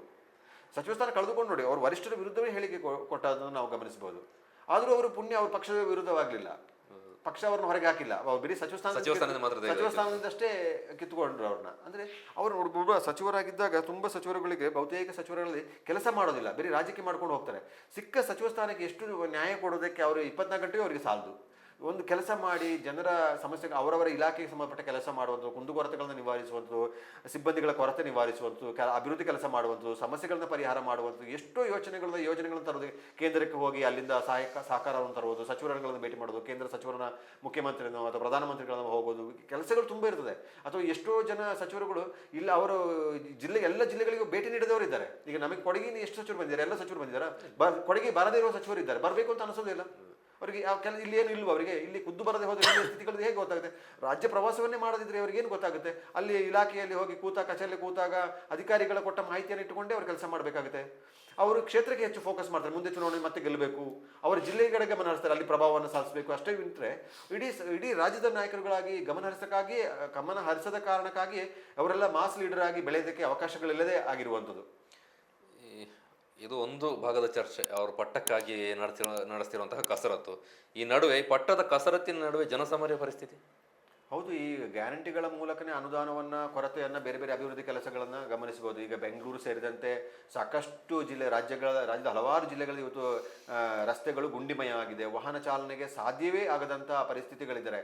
ಜನಾಕ್ರೋಶಿತರಾಗಿದ್ದಾರೆ. ರಾಜಕೀಯ ಪಕ್ಷದ ಮುಖಂಡರುಗಳು ಸಹ ಸಾಮಾಜಿಕ ಜಾಲತಾಣದಲ್ಲಿ ಪ್ರಶ್ನೆ ಮಾಡುವುದರೊಂದಿಗೆ ಜನಸಾಮಾನ್ಯರು ಸಹ ಈ ಆಡಳಿತ ವ್ಯವಸ್ಥೆನ ಶಪಿಸುವಂತೆ ಆಗಿದೆ. ಗುಂಡಿಗಳಿಗೆ ಹೋದಾಗ ನಿಮಗೆ ನಿಗದಿತ ಅವಧಿಗೆ ಹೋಗೋಕ್ಕೆ ಸಾಧ್ಯ ಆಗೋದಿಲ್ಲ. ಅಪಘಾತಗಳಾಗಿ ಜೀವಹಾನಿ, ವಾಹನಕ್ಕೆ ಧಕ್ಕೆ ಆಗುವಂಥದ್ದು, ರಸ್ತೆ ಸೇರಿಲ್ಲದಕ್ಕಾಗಿ ವಾಹನಕ್ಕೆ ಹಾನಿ ಆಗುವಂಥದ್ದು, ಎಲ್ಲ ರೀತಿಯ ಸಮಸ್ಯೆಗಳಾಗ್ತಿದೆ. ನೀವೆಲ್ಲವೂ ಈ ಸಮಸ್ಯೆಗಳನ್ನ ಪರಿಹಾರ ಮಾಡೋದಕ್ಕೆ ಏನೇನು ಮಾಡಬೇಕು ಅಂತ ಗಮನ ಹರಿಸಬೇಕಾಗಿತ್ತು. ನಿಮಗೆ ಇಲ್ಲಿ ಈಗ ಮಳೆಗಾಲ ಹೋದ ನಂತರ ಬೇಸಿಗೆ ಬಂದಿದೆ, ಈಗ ಕೆಲಸ ಸ್ಟಾರ್ಟ್ ಮಾಡಬೇಕಾಗಿತ್ತು. ನಿಮಗೆ ಮಾರ್ಚ್ ಎಂಡ್ ಅಥವಾ ಏಪ್ರಿಲ್ ಎಂಡ್ ಒಳಗೆ ಕೆಲಸ ಮಾಡಿದ್ರೆ ಕೆಲಸ ಆಗುತ್ತೆ. ಮತ್ತೆ ಮೇಯಲ್ಲಿ ಮತ್ತೆ ಮಳೆ ಸ್ಟಾರ್ಟ್ ಆಗುತ್ತೆ, ಕೆಲಸ ಮಾಡೋಕ್ಕೆ ಸಾಧ್ಯ ಆಗೋದಿಲ್ಲ. ಇನ್ನೊಂದು ನೆಪ ಹೇಳೋಕ್ಕಾಗೋಲ್ಲ. ಮತ್ತೆ ಮಳೆ ಬಂದಾಗ ಇಡುವ ಎಲ್ಲ ಕೆಲಸಗಳನ್ನ ಕೊಚ್ಚಿ ಹೋಗುತ್ತೆ. ಮತ್ತೆ ಜನಕ್ಕೆ ಹೊರಗೆ ಬರಕ್ಕೆ ಸಾಧ್ಯ ಆಗದಂಥ ಪರಿಸ್ಥಿತಿ ಬರುತ್ತೆ. ಸಹಜವಾಗಿ ಆಡಳಿತ ವ್ಯವಸ್ಥೆಯ ಮೇಲೆ ವ್ಯತಿರಿಕ್ತ ಪರಿಣಾಮ ಬೀರೋದನ್ನು ನಾವು ಗಮನಿಸ್ತಿರ್ಬೋದು. ಕಳೆದ ನಾವು 2-3 ತಿಂಗಳಿಂದ ಈ ಮುಖ್ಯಮಂತ್ರಿ ವಿಚಾರಕ್ಕೆ ಸಂಬಂಧಪಟ್ಟವೇ ವಿದ್ಯಮಾನ ನಡೀತಿದೆ. ಕಳೆದ 2 ವಾರದಿಂದ ಕೇವಲ ಎಲ್ಲ ಶಾಸಕರುಗಳು ಸಚಿವರುಗಳು ಇದೇ ಫೋಕಸ್ ಅಲ್ಲಿದೆ. ಕೆಲವರು ತಲೆಮರೆಸ್ಕೊಂಡಿದ್ದಾರೆ, ಕೆಲವರು ಡೆಲ್ಲಿಗೆ ಹೋಗಿದ್ದಾರೆ, ಕೆಲವರು ಬೆಂಗಳೂರಲ್ಲೇ ಕೂತ್ಕೊಂಡೇ ವಿದ್ಯಮಾನವನ್ನ ಬೆಳವಣಿಗೆಯನ್ನು ಗಮನಿಸ್ತಾ ಇದ್ದಾರೆ. ಬೇರೆ ಬೇರೆ ರಾಜಕೀಯ ವಿದ್ಯಮಾನಗಳಾದಾಗ ಸಹಜವಾಗಿ ಆಡಳಿತ ವ್ಯವಸ್ಥೆ ಮೇಲೆ ವ್ಯತಿರಿಕ್ತ ಪರಿಣಾಮ ಬೀರುವಂಥದ್ದು, ಜನರ ಮೇಲೆ ಅದರ ದುಷ್ಪರಿಣಾಮ ಬೀರೋದು ಸಹಜ. ಆದರೆ ಅದನ್ನು ಪ್ರಬಲವಾಗಿ ಪ್ರಶ್ನಿಸಬೇಕಾದಂಥ ಪ್ರತಿಪಕ್ಷನೂ ಮೌನವಾಗಿದೆ. ಅದನ್ನು ದೊಡ್ಡ ಮಟ್ಟದಲ್ಲಿ ಪ್ರತಿಪಕ್ಷ ಆಡಳಿತ ದೌರ್ಬಲ್ಯಗಳನ್ನ, ಇವರು ಆಟ ಆಡ್ತಿರೋ ರೀತಿಗಳನ್ನ ಪ್ರಶ್ನೆ ಮಾಡಬೇಕಲ್ವಾ? ಆ ಥರ ಪ್ರಶ್ನೆ ಮಾಡುವಂಥದ್ದು ಅವರಲ್ಲೂ ಕಾಣ್ತಾ ಇಲ್ಲ. ಉಸ್ತುವಾರಿ ಸಚಿವರುಗಳು ಉಸ್ತುವಾರಿ ವಹಿಸಿದ ಜಿಲ್ಲೆಯ ಅಭಿವೃದ್ಧಿಯ ಸಮಸ್ಯೆ ಕುಂದುಕೊರತೆ ಪರಿಹಾರಕ್ಕೆ ಅವರು ಸ್ಪಂದಿಸ್ತಿಲ್ಲ ಅಂತ ಹೇಳಿದ್ರೆ ಅದನ್ನು ಪ್ರಶ್ನಿಸುವವರು ಇವತ್ತಿಲ್ಲ. ಪ್ರತಿಪಕ್ಷವಾಗಿ ಅವ್ರು ಪ್ರಶ್ನೆ ಮಾಡಬೇಕಲ್ಲ. ಪ್ರಶ್ನೆ ಮಾಡಿದಾಗ ಜನರ ಧ್ವನಿಯಾಗಿ ಪ್ರತಿಪಕ್ಷ ಕೆಲಸ ಮಾಡಿದಾಗ ಅಷ್ಟೇ ಅವರಿಗೂ ಕೆಲಸ ಮಾಡಲೇಬೇಕಾದಂಥ ಅನಿವಾರ್ಯತೆ, ಉತ್ತರ ಕೊಡಬೇಕಾದಂಥ ಅನಿವಾರ್ಯತೆ, ಸಮಸ್ಯೆಗೆ ಪರಿಹಾರ ಕೊಡಬೇಕಾದಂಥ ಅನಿವಾರ್ಯತೆ ಬರುತ್ತೆ. ಇವತ್ತು ಕೊಡಗಿನ ರಸ್ತೆಗಳ ಕೆಲಸಗಳಾದಾಗ ಈ ತೇಪೆ ಹಚ್ಚುವುದಾಗಿ, ಈಗ ತೇಪೆ ಹಚ್ಚುತ್ತಿದ್ದಾರೆ, ತೇಪೆ ಸರಿಯಿಲ್ಲ, ಯಾಕೆ ಸರಿಯಿಲ್ಲ, ಕಳಪೆ ಕಾಮಗಾರಿ ನಡೀತಾ ಇದೆ ಅಂತ ಹೇಳುವಂಥದ್ದು ಇರ್ಬೋದು. ಅಥವಾ ಒಂದು ರಸ್ತೆಯಲ್ಲಿ 7-8 ಗುಂಡಿ ಇದ್ರೆ ಒಂದು 2 ಗುಂಡಿ ಮುಚ್ಚೋದು, ಅಥವಾ 4 ಗುಂಡಿ ಮುಚ್ಚೋದು, 2 ಗುಂಡಿ ಬಿಡುವಂಥದ್ದು ತೋರ್ಪಡಿಕೆಗಾಗಿ ಅದನ್ನು ಪ್ರತಿಯೊಂದು ಪ್ರಶ್ನೆ ಮಾಡ್ತಿದ್ರೆ. ಇವತ್ತು ಪ್ರಬಲವಾಗಿ ಯಾರು ಪ್ರಶ್ನೆ ಮಾಡಬೇಕಾಗಿತ್ತು? ಪ್ರತಿಪಕ್ಷವಾಗಿ ಅಪೋಸಿಷನ್ ಅವರು ಪ್ರತಿಪಕ್ಷವಾಗಿ ಮಾಜಿ ಶಾಸಕರುಗಳು, ಪಕ್ಷದ ಜಿಲ್ಲಾಧ್ಯಕ್ಷರುಗಳು, ತಾಲೂಕು ಅಧ್ಯಕ್ಷರುಗಳು, ರಾಜಕೀಯ ಮುಖಂಡರುಗಳು, ಸಂಘ ಸಂಸ್ಥೆ ಮುಖಂಡರುಗಳು ಇದನ್ನು ಪ್ರಶ್ನೆ ಮಾಡುವಂಥದ್ದು ಆದಾಗ ಅದು ಒಂದು ಧ್ವನಿಯಾಗಿ ಮೊಳಗಿದಾಗ ಅದು ಆಡಳಿತ ನಡೆಸುವವರಿಗೂ ಸಹ ಗಮನ ಸೆಳೆಯೋದಕ್ಕೆ ಸಾಧ್ಯ ಆಗುತ್ತೆ. ದುರಂತ ಅಂದ್ರೆ ಈ ತೇಪೆ ರಸ್ತೆ ಸರಿ ಇಲ್ಲ ಅನ್ನುವಂಥ ಕೊಡಗಿನ ರಸ್ತೆಗಳು ಹದಗೆಟ್ಟಿದೆ ಅಂತ ಈ ಪ್ಯಾಚ್ ವರ್ಕ್, ರೋಡ್ ವರ್ಕ್ ಶುರುವಾದ ನಂತರ ಪ್ರತಿಭಟನೆಗೆ ಬಂದಿದೆ ಬಿಜೆಪಿ ಅವರು. ಹೌದು, ಅದನ್ನೇ ಹೇಳೋದು. ಅದನ್ನು ಸಹ ಸಾಂಕೇತಿಕವಾದ ಪ್ರತಿಭಟನೆಗೆ ಅಷ್ಟಕ್ಕೆ ಯಾವ ಸಂದರ್ಭನ ಯಾವ ರೀತಿ ಬಳಸ್ಕೊಳ್ಬೇಕು, ಯಾವ ರೀತಿ ಧ್ವನಿ ಎತ್ತಬೇಕು ಅನ್ನೋದು ಗೊತ್ತಿಲ್ವಲ್ಲ. ಅದನ್ನು ನೀವು ಗಮನಿಸಬೇಕಾದ್ರೆ ಕೇವಲ ವಿರಾಜಪೇಟೆ ಅಷ್ಟೇ ಇದೆ. ಜಿಲ್ಲಾ ಮಟ್ಟದಲ್ಲಾಗಲಿ, ಜಿಲ್ಲಾ ನಾಯಕರುಗಳಾಗಲಿ, ಜಿಲ್ಲೆಯ ಬೇರೆ ಬೇರೆ ಭಾಗದವರಾಗಲಿ ಇಲ್ಲ. ಒಂದು ಕಡೆ ವಿರಾಜಪೇಟೆ ಕ್ಷೇತ್ರ ವ್ಯಾಪ್ತಿಯಲ್ಲಿ ಒಂದಿಷ್ಟು ಧ್ವನಿ ಇದೆ. ನಾಪೋಕಲಲ್ಲಿ ಒಂದು ಮಾಡಿದ್ರು, ವಿರಾಜಪೇಟೆಯಲ್ಲಿ ಒಂದು ಕುಟ್ಟದಲ್ಲಿ ಒಂದ್ಸಲ ಮಾಡಿದ್ರು ಬಿಟ್ರೆ ಅದನ್ನು ಪ್ರಬಲವಾಗಿ ಎತ್ಕೊಂಡು ಹೋಗುವಂಥದ್ದು ಮಾಡೋಕ್ಕಾಗಲ್ಲ. ಸರಿಯಾಗಿ ಮಾಡಿದ್ರೆ ದೊಡ್ಡ ಕ್ಯಾಂಪೇನ್ ಮಾಡಬಹುದಿತ್ತು, ಪರಿಸ್ಥಿತಿ ಲಾಭವನ್ನು ಪಡಿಬೋದಿತ್ತು ಅವರಿಗೆ. ಹೌದು ಎಲ್ಲರಿಗೆ, ಯಾಕೆಂದ್ರೆ ರಸ್ತೆ ಪ್ರತಿಯೊಬ್ಬರಿಗೂ ಅನ್ವಯ ಆಗೋದು. ಈಗ ನಾನು ರಸ್ತೆಯಲ್ಲಿ ಹೋಗ್ತಾ ಇರ್ತೀನಿ, ನಾನು ರಸ್ತೆ ಸರಿ ಇದೆ ಅಂತೇಳಿ ವಾದ ಮಾಡೋಕ್ಕೆ ಸಾಧ್ಯನೇ ಆಗೋಲ್ಲ. ರಾಜಕೀಯ ಕಾರಣ, ವ್ಯಕ್ತಿ ಆಧಾರಿತ ಇನ್ನೇನೋ ಕಾರಣಕ್ಕೆ ಸರಿ ಇದೆ ಅಂತೇಳಿ ಹೇಳೋದು, ನಾನೇ ಸಮಸ್ಯೆ ಪಟ್ಟಿರ್ತೀನಿ, ನಾನೇ ನಷ್ಟಪಟ್ಟಿರ್ತೀನಿ, ನಾನೇ ಸಮಯಕ್ಕೆ ಸರಿಯಾಗಿ ಹೋಗೋಕ್ಕಾಗಲ್ಲ ಅಂತ ನಮಗೆ ಪ್ರತಿಯೊಬ್ಬರು ವೈಯಕ್ತಿಕವಾಗಿ ಪ್ರತಿಯೊಬ್ಬರಿಗೂ ಅನ್ವಯ ಆಗುವಂಥ ಸಬ್ಜೆಕ್ಟ್. ಅದು ಜನರೇ ಪರವಾಗಿರುವಂಥ ವಿಷಯ. ಅದು ನಿಜವಾಗ್ಲೂ ಎತ್ಕೊಂಡ್ರೆ ಅದು ಅಭಿವೃದ್ಧಿಗೂ ಸಾಧ್ಯ ಆಗುತ್ತೆ. ಇವತ್ತು ಸೋಷಿಯಲ್ ಮೀಡಿಯಾ ಪ್ರಭಾವಿ ಆಗಿರುವ ಕಾರಣಕ್ಕಾಗಿ ಏನೇ ಕಳಪೆ ಕಾಮಗಾರಿ ಮಾಡಿ ತಕ್ಷಣ ಪ್ರಶ್ನೆ ಮಾಡುವಂಥ ಅವಕಾಶ ಇದೆ. ಈ ಕರಿಕೆ ರೋಡಿನ ಬಗ್ಗೆ ಯಾರು ವಿಡಿಯೋ ಮಾಡಿ ಹಾಕಿದಾಗ ಅಲ್ಲೇ ಜನಪ್ರತಿನಿಧಿಗಳಿರ್ಬೋದು ಎಲ್ಲರೂ ಪ್ರತಿಕ್ರಿಯೆ, ಇಲ್ಲ ಕಾಮಗಾರಿ ಮುಗ್ದಿಲ್ಲ, ಇನ್ನೂ ಫಿನಿಶ್ ಆಗಿಲ್ಲ, ಅವ್ರು ಕೆಲಸ ಮಾಡಲೇಬೇಕಾಗುತ್ತದೆ. ಆ ಥರ ಪ್ರಶ್ನೆ ಮಾಡಿದಾಗ ಆಯಿತು ಮಾಡಲಿ, ಸರಿ ಮಾಡಲಿ. ಈಗ ನಿಮಗೆ ಸೈಟ್ ಇಂಜಿನಿಯರ್ಗಳು ಇರ್ತಾರೆ, ಇವ್ರು ಏನು ಮಾಡ್ತಿದ್ದಾರೆ ಕೆಲಸಗಳು. ಈಗ ಒಬ್ಬ ಶಾಸಕನಿಗೆ ಇಡೀ ಎಲ್ಲ ಕಾಮಗಾರಿಗಳನ್ನು ಖುದ್ದು ಮೇಸ್ತ್ರಿ ಥರ ನಿಂತ್ಕೊಂಡು ನೋಡೋಕ್ಕೆ ಸಾಧ್ಯ ಆಗೋಲ್ಲ. ಸೈಟ್ ಇಂಜಿನಿಯರ್ ಇರ್ತಾರಲ್ಲ, ಆದರೆ ಶಾಸಕರುಗಳು ಸಹ ಅಧಿಕಾರಿಗಳ ಸಭೆ ಕರೆಸಿ ಆ ಕಾಮಗಾರಿಯನ್ನು ಪರಿಶೀಲನೆ ಮಾಡುವಂಥದ್ದು ಇರ್ಬೋದು, ಅಥವಾ ಅದೇ ಸ್ಥಳೀಯವಾಗಿ ಮುಖಂಡರುಗಳಿಗೆ, ಪಂಚಾಯತಿ ಮೆಂಬರ್ಗಳಿಗೂ ಅವರಿಗೆ ಹೇಳಿ ಕಾಮಗಾರಿಗಳ ಬಗ್ಗೆ ಗಮನ ಹರಿಸಿ ಅಂತ ಹೇಳುವಂಥದ್ದು. ಕ್ವಾಲಿಟಿ ಬಗ್ಗೆ ಯಾರಿಗೆ ನಿರ್ಧಾರ ಮಾಡೋಕ್ಕೆ ಸಾಧ್ಯ ಆಗೋಲ್ಲ. ಯಾಕೆಂದರೆ ಈಗ ತೇಪೆ ಹಚ್ಚುವಾಗ ಎಷ್ಟು ಆ ಕಿಲೋಮೀಟರ್ಗೆ ಎಷ್ಟು ಇದು ಮಾಡಿದ್ದಾರೆ, ಎಷ್ಟು ಅನುದಾನ ಮಾಡಿದ್ದಾರೆ, ಅದಕ್ಕೆ ಪೂರಕವಾಗಿ ಮಾಡ್ತಾರೆ. ನಾವು ಕಾಂಕ್ರೀಟ್ ರಸ್ತೆ ಲೆವೆಲಿಗೆ ಆಗಬೇಕು ಅಂತ ಬಯಸೋಕ್ಕೂ ಸಾಧ್ಯ ಆಗೋದಿಲ್ಲ. ಅವರು ಏನು ಪ್ರಪೋಸಲ್ ಕೊಟ್ಟು ನಮಗೆ ಗೊತ್ತಿರಬೇಕಾಗುತ್ತೆ. ನಾವೀಗ ಮಾಹಿತಿ ಹಾಕೋ ಕಾಯ್ದೆಯಲ್ಲಿ ಅವಕಾಶಗಳಿದೆ, ತೆಗೆದುಕೊಳ್ಬೇಕಿದೆ. ಒಂದು ರಸ್ತೆಯಿಂದ ಒಂದು ರಸ್ತೆವರೆಗೆ ಕಾಮಗಾರಿಗೆ ಏನು ಕೆಲಸವನ್ನು ಕ್ರಿಯಾಯೋಜನೆ ತೆಗೆದುಕೊಳ್ಬೇಕಲ್ಲ. ಜನರಲ್ ಆಗಿ ಮಾತಾಡೋದು ಬೇಡ. ಈಗ ತುಂಬ ಜನರಲ್ ಆಗಿ ಮಾತಾಡ್ತಿದ್ದಾರೆ, ಹಾಗಾಗಿ ಅದ್ರದ್ದು ಏನೂ ವ್ಯಾಲ್ಯೂ ಇರೋದಿಲ್ಲ. ಈಗ ಮಡಿಕೇರಿಯಿಂದ ವಿರಾಜಪೇಟೆಯವರೆಗೆ ರಸ್ತೆಯನ್ನು ಗುಂಡಿ ಮುಚ್ಚುವುದಕ್ಕೆ ಕಾಮಗಾರಿ ಮಾಡಿದ್ರೆ ನಾವು ರಸ್ತೆ ಅಭಿವೃದ್ಧಿ ಅಂತ ಹೇಳಿ ಬಿಂಬಿಸೂ ಪ್ರಯೋಜನ ಆಗಲ್ಲ. ಈಗ ಕಾಂಗ್ರೆಸ್ ವಕ್ತಾರರು, ಕಾಂಗ್ರೆಸ್ ಲೀಡರ್ಸ್ಗಳು ವಿರಾಜಪೇಟೆಯಿಂದ ಮಡಿಕೇರಿ ರಸ್ತೆ ಅಭಿವೃದ್ಧಿ ಆಗ್ತಾ ಇದೆ, ಇಷ್ಟು ಕೋಟಿ ದುಡ್ಡಿದೆ ಅಂತ ಹೇಳಿದ್ರೆ ಆಗೋಲ್ಲ. ಬಹುಶಃ ಅಲ್ಲಿ ಕ್ರಿಯಾಯೋಜನೆ ಏನಿದೆ, ಕ್ರಿಯಾಯೋಜನೆ ಗುಂಡಿ ಮುಚ್ಚದಿದ್ರೆ ಆ ಹೇಳಿಕೆ ಕೊಟ್ಟವರು ನಾಳೆ ಮುರುಸು ಅನುಭವಿಸಬೇಕಾಗುತ್ತೆ. ಪ್ರಶ್ನೆ ಮಾಡ್ತಾರೆ, ನೀವು ರಸ್ತೆ ಅಭಿವೃದ್ಧಿ ಅಂತ ಹೇಳಿದ್ರೆ ಗುಂಡಿ ಮುಚ್ಚದೆ ರಸ್ತೆ ಅಭಿವೃದ್ಧಿಯಾ, ಸೈಡಲ್ಲಿ ಹಂಗೆ ಇರ್ತದೆ, ಗಾಡಿ ಹಂಗೆ ಯಥಾಸ್ಥಿತಿ ಇದೆಯಾ ಅಂತ ಕೇಳಿದಾಗ ಸಹಜವಾಗಿ ಉತ್ತರ ಕೊಡಬೇಕಾಗುತ್ತೆ. ಇವತ್ತು ಕ್ರಿಯಾ ಯೋಜನೆ ತೆಗೆದುಕೊಂಡು ಮಾತಾಡಬೇಕಾಗುತ್ತೆ. ಕ್ರಿಯಾ ಯೋಜನೆಯನ್ನು ಪಡ್ಕೊಳ್ಳೋಕೆ ಸಾಧ್ಯ ಅವಕಾಶಗಳು ಇದ್ದೇ ಇದೆ. ಮಾಹಿತಿ ಹಕ್ಕಲ್ಲಿ ಅವ್ರು ಕೊಡದೆ ಹೋದರೂ ಹೋಗಿ ಮಾಹಿತಿ ಹಕ್ಕಲ್ಲಿ ತೆಗೆದುಕೊಂಡು ಸ್ಪಷ್ಟವಾದ ಮಾಹಿತಿಯನ್ನು ಪಡೆದುಕೊಳ್ಳುವಂಥ ಅವಕಾಶಗಳಿದೆ. ಅದನ್ನು ಪಡೆದುಕೊಂಡಾಗ ನಾವು ಪ್ರಶ್ನೆ ಮಾಡೋದಕ್ಕೂ ಸಹ ಅವಕಾಶಗಳಿರುತ್ತೆ. ಏನಾಗ್ತಿದೆ ಅದನ್ನೇ ಹೇಳಬೇಕಾಗುತ್ತೆ. ಅದನ್ನು ಹೇಳದೆ ಹೋದರೆ ಜನರು ವ್ಯತಿರಿಕ್ತ ಪರಿಣಾಮವನ್ನು ಅನುಭವಿಸುವಂಥದ್ದು ಇರುತ್ತೆ. ಈಗ ನಮ್ಮ ಶಾಸಕರುಗಳು ಅಷ್ಟೇ ನೋಡಿ, ಇಬ್ಬರು ಶಾಸಕರುಗಳು ಸಹ ಇವತ್ತು ಮುಖ್ಯಮಂತ್ರಿಯ ವಿಚಾರ ಸಂಬಂಧಪಟ್ಟಾಗೇ ಬೆಂಗಳೂರಲ್ಲಿ ಹೆಚ್ಚು ಸಮಯವನ್ನು ಇರುವಂಥ ಅನಿವಾರ್ಯತೆ ಅವರಿಗೂ ಸೃಷ್ಟಿಯಾಗಿದೆ. ಒಂದು ದಿನ ಬಂದರೂ ಸಹ ಎರಡನೇ ದಿನ ಇರೋಕ್ಕೆ ಸಾಧ್ಯ ಆಗಲ್ಲ, ಮತ್ತೆ ಅವರು ಅಲ್ಲಿಗೆ ಹೋಗಬೇಕಾಗುತ್ತೆ. ಅಲ್ಲೇ ವಿದ್ಯಮಾನದ ಭಾಗವಾಗಿ ಅವರು ಸಹ ಈ ಒಂದು ಕ್ರಿಟಿಕಲ್ ಮೂಮೆಂಟ್ ಇದ್ದಾಗ ಅವರು ಇಲ್ಲಿ ಬಂದು ಕ್ಷೇತ್ರದಲ್ಲಿ ಇರ್ಕೊಳ್ಳೋಕೆ ಸಾಧ್ಯ ಆಗೋದು. ಅವ್ರಿಗೂ ಅಲ್ಲಿ ಅವರ ಬೆಂಬಲವನ್ನು, ಅವರ ಇರುವಿಕೆಯನ್ನು ತೋರಿಸುವಂಥ ಅನಿವಾರ್ಯತೆ, ಅಗತ್ಯತೆ ಎರಡೂ ಇರುವ ಸಂದರ್ಭದಲ್ಲಿ ಇಲ್ಲಿ ವ್ಯತಿರಿಕ್ತ ಪರಿಣಾಮಗಳು ಹೆಚ್ಚಾಗ್ತಾ ಹೋಗ್ತದೆ. ಈಗ ಎಟ್ ಎ ಟೈಮ್ ಮಳೆ ಬಿಟ್ಟಿದೆ, ಎಲ್ಲ ಕಡೆ ಕೆಲಸಗಳಾಗ್ತಾ ಇರ್ತದೆ, ಅಥವಾ ಆ ಕೆಲಸ ಇನ್ನೂ ವೇಗವಾಗಿ ರೆಡಿ ಆಗ್ತದೆ. ಎಲ್ಲಾದರೂ ಕೆಲಸ ಪ್ರಾರಂಭವಾಗದಿದ್ದರೆ ತೋರ್ಪಡಿಕೆಗೆ ಅಷ್ಟೇ ಒಂದೆರಡು JCB ಇಟಾಚಿ ಇಟ್ಟುಕೊಂಡು ಅಥವಾ ಒಂದೆರಡು ಮಿಷಿನ್ ಹಾಕೊಂಡು ಒಂದೆರಡು ಜನ ಕೆಲಸ ಮಾಡ್ಕೊಂಡಿದ್ರೆ ಆಗೋಲ್ಲ. ದೊಡ್ಡ ದೊಡ್ಡ ಕೆಲಸ ತ್ವರಿತಗತಿಯಲ್ಲಿ ನಡಿಬೇಕು. ಈ ಸಿದ್ದಾಪುರದ ರಸ್ತೆ ಅಲ್ಲ, ಮಳೆಗಾಲದ ನಂತರ ಸ್ಟಾರ್ಟ್ ಮಾಡ್ತೀವಿ. ಮಳೆ ನಿಂತಿದೆ, ಒಂದು ಎರಡು ಕೆಲಸ ಮಾಡಿ ಒಂದು ಸುಮ್ಮನೆ ಇಟಾಚಿಯನ್ನು JCB ರಸ್ತೆ ಬದಿ ನಿಲ್ಲಿಸಿದ್ರೆ ಅದು ಸ್ಟಾರ್ಟಿಂಗ್ನೇ ಇದೆ. ನಾನು ಗಮನಿಸಿದ ಹಾಗೆ ಭೂಮಿ ಪೂಜೆ ಮಾಡಿದ ನಂತರ ಆ ಗಾಡಿ ಇದೆ, ಆ ಗಾಡಿನ ತೋರಿಸಿ ಕೆಲಸ ನಡೀತಿದೆ ಅಂತ ಹೇಳಿ 4 ಜನ ಕೆಲಸ ಮಾಡಿದ್ರೆ ಏನೂ ಆಗಲ್ಲ. ಒಂದು JCB ಒಂದು 10 ಅಡಿ ಚರಂಡಿ ಮಾಡೋದು, ಅಲ್ಲಿ ಕೆಲಸ ಆಗ್ತಿದೆ, ಪ್ರಗತಿಯಲ್ಲಿದೆ, ಅದು ಪ್ರಗತಿ ಆಗೋಲ್ಲ. ತ್ವರಿತಗತಿಯಲ್ಲಿ ಸುದೀರ್ಘ ಅವಧಿಗೆ ವಿಳಂಬ ಮಾಡುವಂತೂ ಸಹ ಅದು ಸರಿಯಲ್ಲ. ಯಾವುದನ್ನು ಸಮರ್ಥನೆ ಮಾಡೋಕ್ಕೆ ಸಾಧ್ಯ ಇಲ್ಲ. ನಿಮಗೆ ದುಡ್ಡಿದೆ, ಸ್ಯಾಂಕ್ಷನ್ ಆಗಿದೆ, ಅಥವಾ ನಿಮ್ಮ ಕೊರತೆಗಳನ್ನು ಹೇಳಿ ಜನತೆ ಮುಂದೆ ಇಡಬೇಕಾಗುತ್ತೆ. ಏನು ಕೊರತೆ ಆಗ್ತಿದೆ ಅಂತ ಹೇಳೋದಿದ್ರೆ ಮತ್ತೆ ಸಮಸ್ಯೆ ಆಗುತ್ತೆ. ಇವನ್ ಕಳೆದ ಸಲ KGB ಅವರಿಗೆ ದೊಡ್ಡ ಮಟ್ಟದ ದುಷ್ಪರಿಣಾಮ ಇದೆ ರಸ್ತೆ ಕಾಮಗಾರಿಯ ವಿಚಾರಕ್ಕಾಗಿ. ಒಬ್ಬ ಗುತ್ತಿಗೆದಾರ 18-28 ರಸ್ತೆಯನ್ನು ತೆಗೆದುಕೊಂಡವನಿಗೆ ಅವ್ರು ಕೆಲಸ ಮಾಡಲಿಲ್ಲ ಬಹುತೇಕ ರಸ್ತೆಯನ್ನು, ಯಾಕಂದರೆ ಅಷ್ಟು ಕೆಲಸ ಮಾಡೋಕ್ಕೆ ಅವ್ರಿಗೆ ಸಾಧ್ಯ ಆಗಲಿಲ್ಲ. ಹಾಗಾಗಿ ಎಲ್ಲ ರಸ್ತೆಗಳು ಗುಂಡಿ ಬಿದ್ದಿತ್ತು. ಅವರಿಗೆ ತುಂಬ ಜನ ಮುಗಿಬಿದ್ರು. ಇವತ್ತು ಸಂಘ ಸಂಸ್ಥೆಗಳ ಪ್ರಶ್ನೆ ಮಾಡ್ತಾರೆ. ಅವತ್ತು KGB ಇದ್ದಾಗ ರಸ್ತೆಗಳ ಗುಂಡಿಗಳ ಬಗ್ಗೆ ಪ್ರಶ್ನೆ ಮಾಡ್ತೀರಿ, ಮಾಧ್ಯಮದವರು ಪ್ರಶ್ನೆ ಮಾಡ್ತೀರಿ, ಈಗ ನೀವು ಯಾರು ಪ್ರಶ್ನೆ ಮಾಡೋದಿಲ್ಲ ಅಂತ ಹೇಳೋ ಕಾರಣಕ್ಕಾಗಿ BJP ಹಿತೈಷಿಗಳು ಪ್ರಶ್ನೆ ಮಾಡ್ತಿದ್ದಾರೆ. ಗ್ರೂಪ್ಗಳಲ್ಲಿ BJP ಅವರಿಗಿಂತ BJP ಹಿತೈಷಿಗಳು ಅದನ್ನು ಇವತ್ತು ಪ್ರಶ್ನೆ ಮಾಡ್ತಾರೆ. ಇವತ್ತು ಅದೇ ರಸ್ತೆ ದುಸ್ಥಿತಿಯಲ್ಲಿದೆ ಅಂತ ಹೇಳೋದನ್ನು ಅವರು ಪ್ರಶ್ನೆ ಮಾಡ್ತಿರೋದನ್ನು ನಾವು ಗಮನಿಸಬಹುದು. ಒಂದು ಕಡೆ ಸರ್ಕಾರ, ಮುಖ್ಯಮಂತ್ರಿಯ ಉನ್ನತ ಸ್ಥಾನದ ಹೆಸರಿನಲ್ಲಿ ಅಲ್ಲಿ ಸರ್ಕಾರ ಆಡಳಿತ ವ್ಯವಸ್ಥೆ ನಿಷ್ಕ್ರಿಯ ಆಗುವಂಥದ್ದು, ಇಡೀ ಆಡಳಿತ ವ್ಯವಸ್ಥೆ ನಿಷ್ಕ್ರಿಯ ಆಗೋಗುತ್ತೆ. ಯಾವಾಗ ಅಧಿವೇಶನ ನಡೆಯುವಾಗ ಇಡೀ ಆಡಳಿತ ವ್ಯವಸ್ಥೆ ಸಕ್ರಿಯವಾಗುತ್ತೆ, ಅದೇ ರೀತಿ ಸಕ್ರಿಯವಾಗಿರೋದು ಎಲ್ಲ ಸಮಯ. ಇದು ಅವಧಿ ಅಭಿವೃದ್ಧಿ ಕೆಲಸ ಮಾಡೋದಕ್ಕೆ ಇದು ಸಕಾಲ. ದಿನ ಹೋದಂತೆ ಅದು ಜಟಿಲ ಆಗ್ತಾ ಹೋಗುತ್ತೆ. ಹೌದು, ಆ ಕಾರಣಕ್ಕಾಗಿಯೇ ಕಾಂಗ್ರೆಸ್ ವರಿಷ್ಠರುಗಳು ತೀರ್ಮಾನವನ್ನು ತ್ವರಿತವಾಗಿ, ಏನಾದರೂ ಒಂದು ನಿರ್ಧಾರವನ್ನು ತ್ವರಿತವಾಗಿ ತೆಗೆದುಕೊಳ್ಳುವ ನಿಟ್ಟಿನಲ್ಲಿ ಗಮನ ಹರಿಸಬೇಕಾಗುತ್ತೆ. ಅದು ಸುಮ್ಮನೆ ಮತ್ತಷ್ಟು ಎಳೆದುಕೊಂಡು ಹೋಗುವಂತೂ ಸಹ ಇಲ್ಲ. ಬಹುಶಃ ಡಿಸೆಂಬರಲ್ಲಿ ಅಧಿವೇಶನ ಇರುವ ಕಾರಣಕ್ಕಾಗಿ ಅದರೊಳಗೆ ವರಿಷ್ಠರು ಏನಾದರೂ ಒಂದು ತೀರ್ಮಾನ ತೆಗೆದುಕೊಂಡು ಇತ್ಯರ್ಥ ಆಗ್ಬೋದು ಅಂತ ಅಂದ್ಕೊಳ್ತೇನೆ. ನೋಡುವ, ಬೆಳವಣಿಗೆ ಅಂತೂ ಆಗ್ತಾ ಇದೆ. ದಿನಕ್ಕೆ ಬೇರೆ ಬೇರೆ ರೀತಿಯಾದಂತಹ ಡೆವಲಪ್ಮೆಂಟ್ಸ್ ಅನ್ನು ನೋಡೋದಕ್ಕೆ ಸಿಗ್ತಾ ಇದೆ. ರಾಜ್ಯದ ಜನತೆ ನೋಡ್ತಾ ಇದ್ದಾರೆ, ಜನರು ಕೂಡ ಮುಟ್ಟಾಳರಲ್ಲ, ಎಲ್ಲವನ್ನು ಕೂಡ ಗಮನಿಸ್ತಾ ಇರ್ತಾರೆ. ನಾವು ಮುಂದಿನ ವಾರದ ನ್ಯೂಸ್ ಪಂಚ್ ವೇಳೆಗೆ ಇನ್ನೇನು ಡೆವಲಪ್ಮೆಂಟ್ ಆಗಿರುತ್ತೋ ನೋಡೋಣ. ವೀಕ್ಷಕರು, ನೀವಂತೂ ನೋಡಿದಿರಿ ಈ ವಾರದ ಎಪಿಸೋಡ್ನಲ್ಲಿ ರಾಜ್ಯದ ರಾಜಕಾರಣಕ್ಕೆ ಸಂಬಂಧಪಟ್ಟಂತೆ, ರಾಜ್ಯದ ಪ್ರಮುಖ ಡೆವಲಪ್ಮೆಂಟ್ಗೆ ಸಂಬಂಧಪಟ್ಟಂತೆ ಮಾತನಾಡಿದ್ದೇವೆ. ನಿಮ್ಮ ಅನಿಸಿಕೆ, ಅಭಿಪ್ರಾಯಗಳನ್ನ ಕಾಮೆಂಟ್ ಮಾಡಿ. ಮತ್ತೆ ಮುಂದಿನ ವಾರದ ಸಂಚಿಕೆಯಲ್ಲಿ ಸಿಗ್ತೇನೆ. ಈ ವಾರದ ಮಾತುಕತೆಯಲ್ಲಿ ಭಾಗಿಯಾಗಿದ್ದಕ್ಕೆ ಧನ್ಯವಾದಗಳು. ಧನ್ಯವಾದ. ವೀಕ್ಷಕರು, ಮತ್ತೆ ಮುಂದಿನ ವಾರದ ಎಪಿಸೋಡ್ನಲ್ಲಿ ಸಿಗೋಣ. ಯಾವ ರೀತಿ ಡೆವಲಪ್ಮೆಂಟ್ ಆಗಿರುತ್ತೆ, ರಾಜಿ ಸಂಧಾನವೋ ಅಥವಾ ಅಧಿಕಾರ ಹಸ್ತಾಂತರ ಆಗುತ್ತೋ ಅಥವಾ ಸಚಿವ ಸಂಪುಟ ಪುನರ್ರಚನೆ ಆಗುತ್ತೋ, ಏನೇ ಆದರೂ ಕೂಡ ಒಂದಷ್ಟು ರಾಜಕೀಯವಾಗಿ ಡೆವಲಪ್ಮೆಂಟ್ಸ್ಗಳು ಖಂಡಿತವಾಗಿಯೂ ಮುಂದುವರಿಯುತ್ತೆ. ನೋಡೋಣ ಏನಾಗುತ್ತೆ ಅಂತ. ಮುಂದಿನ ವಾರದ ಸಂಚಿಕೆಯಲ್ಲಿ ಸಿಗೋಣ. ಅಲ್ಲಿವರೆಗೂ ಎಲ್ಲರೂ ಕ್ಷೇಮವಾಗಿರಿ. ಧನ್ಯವಾದ.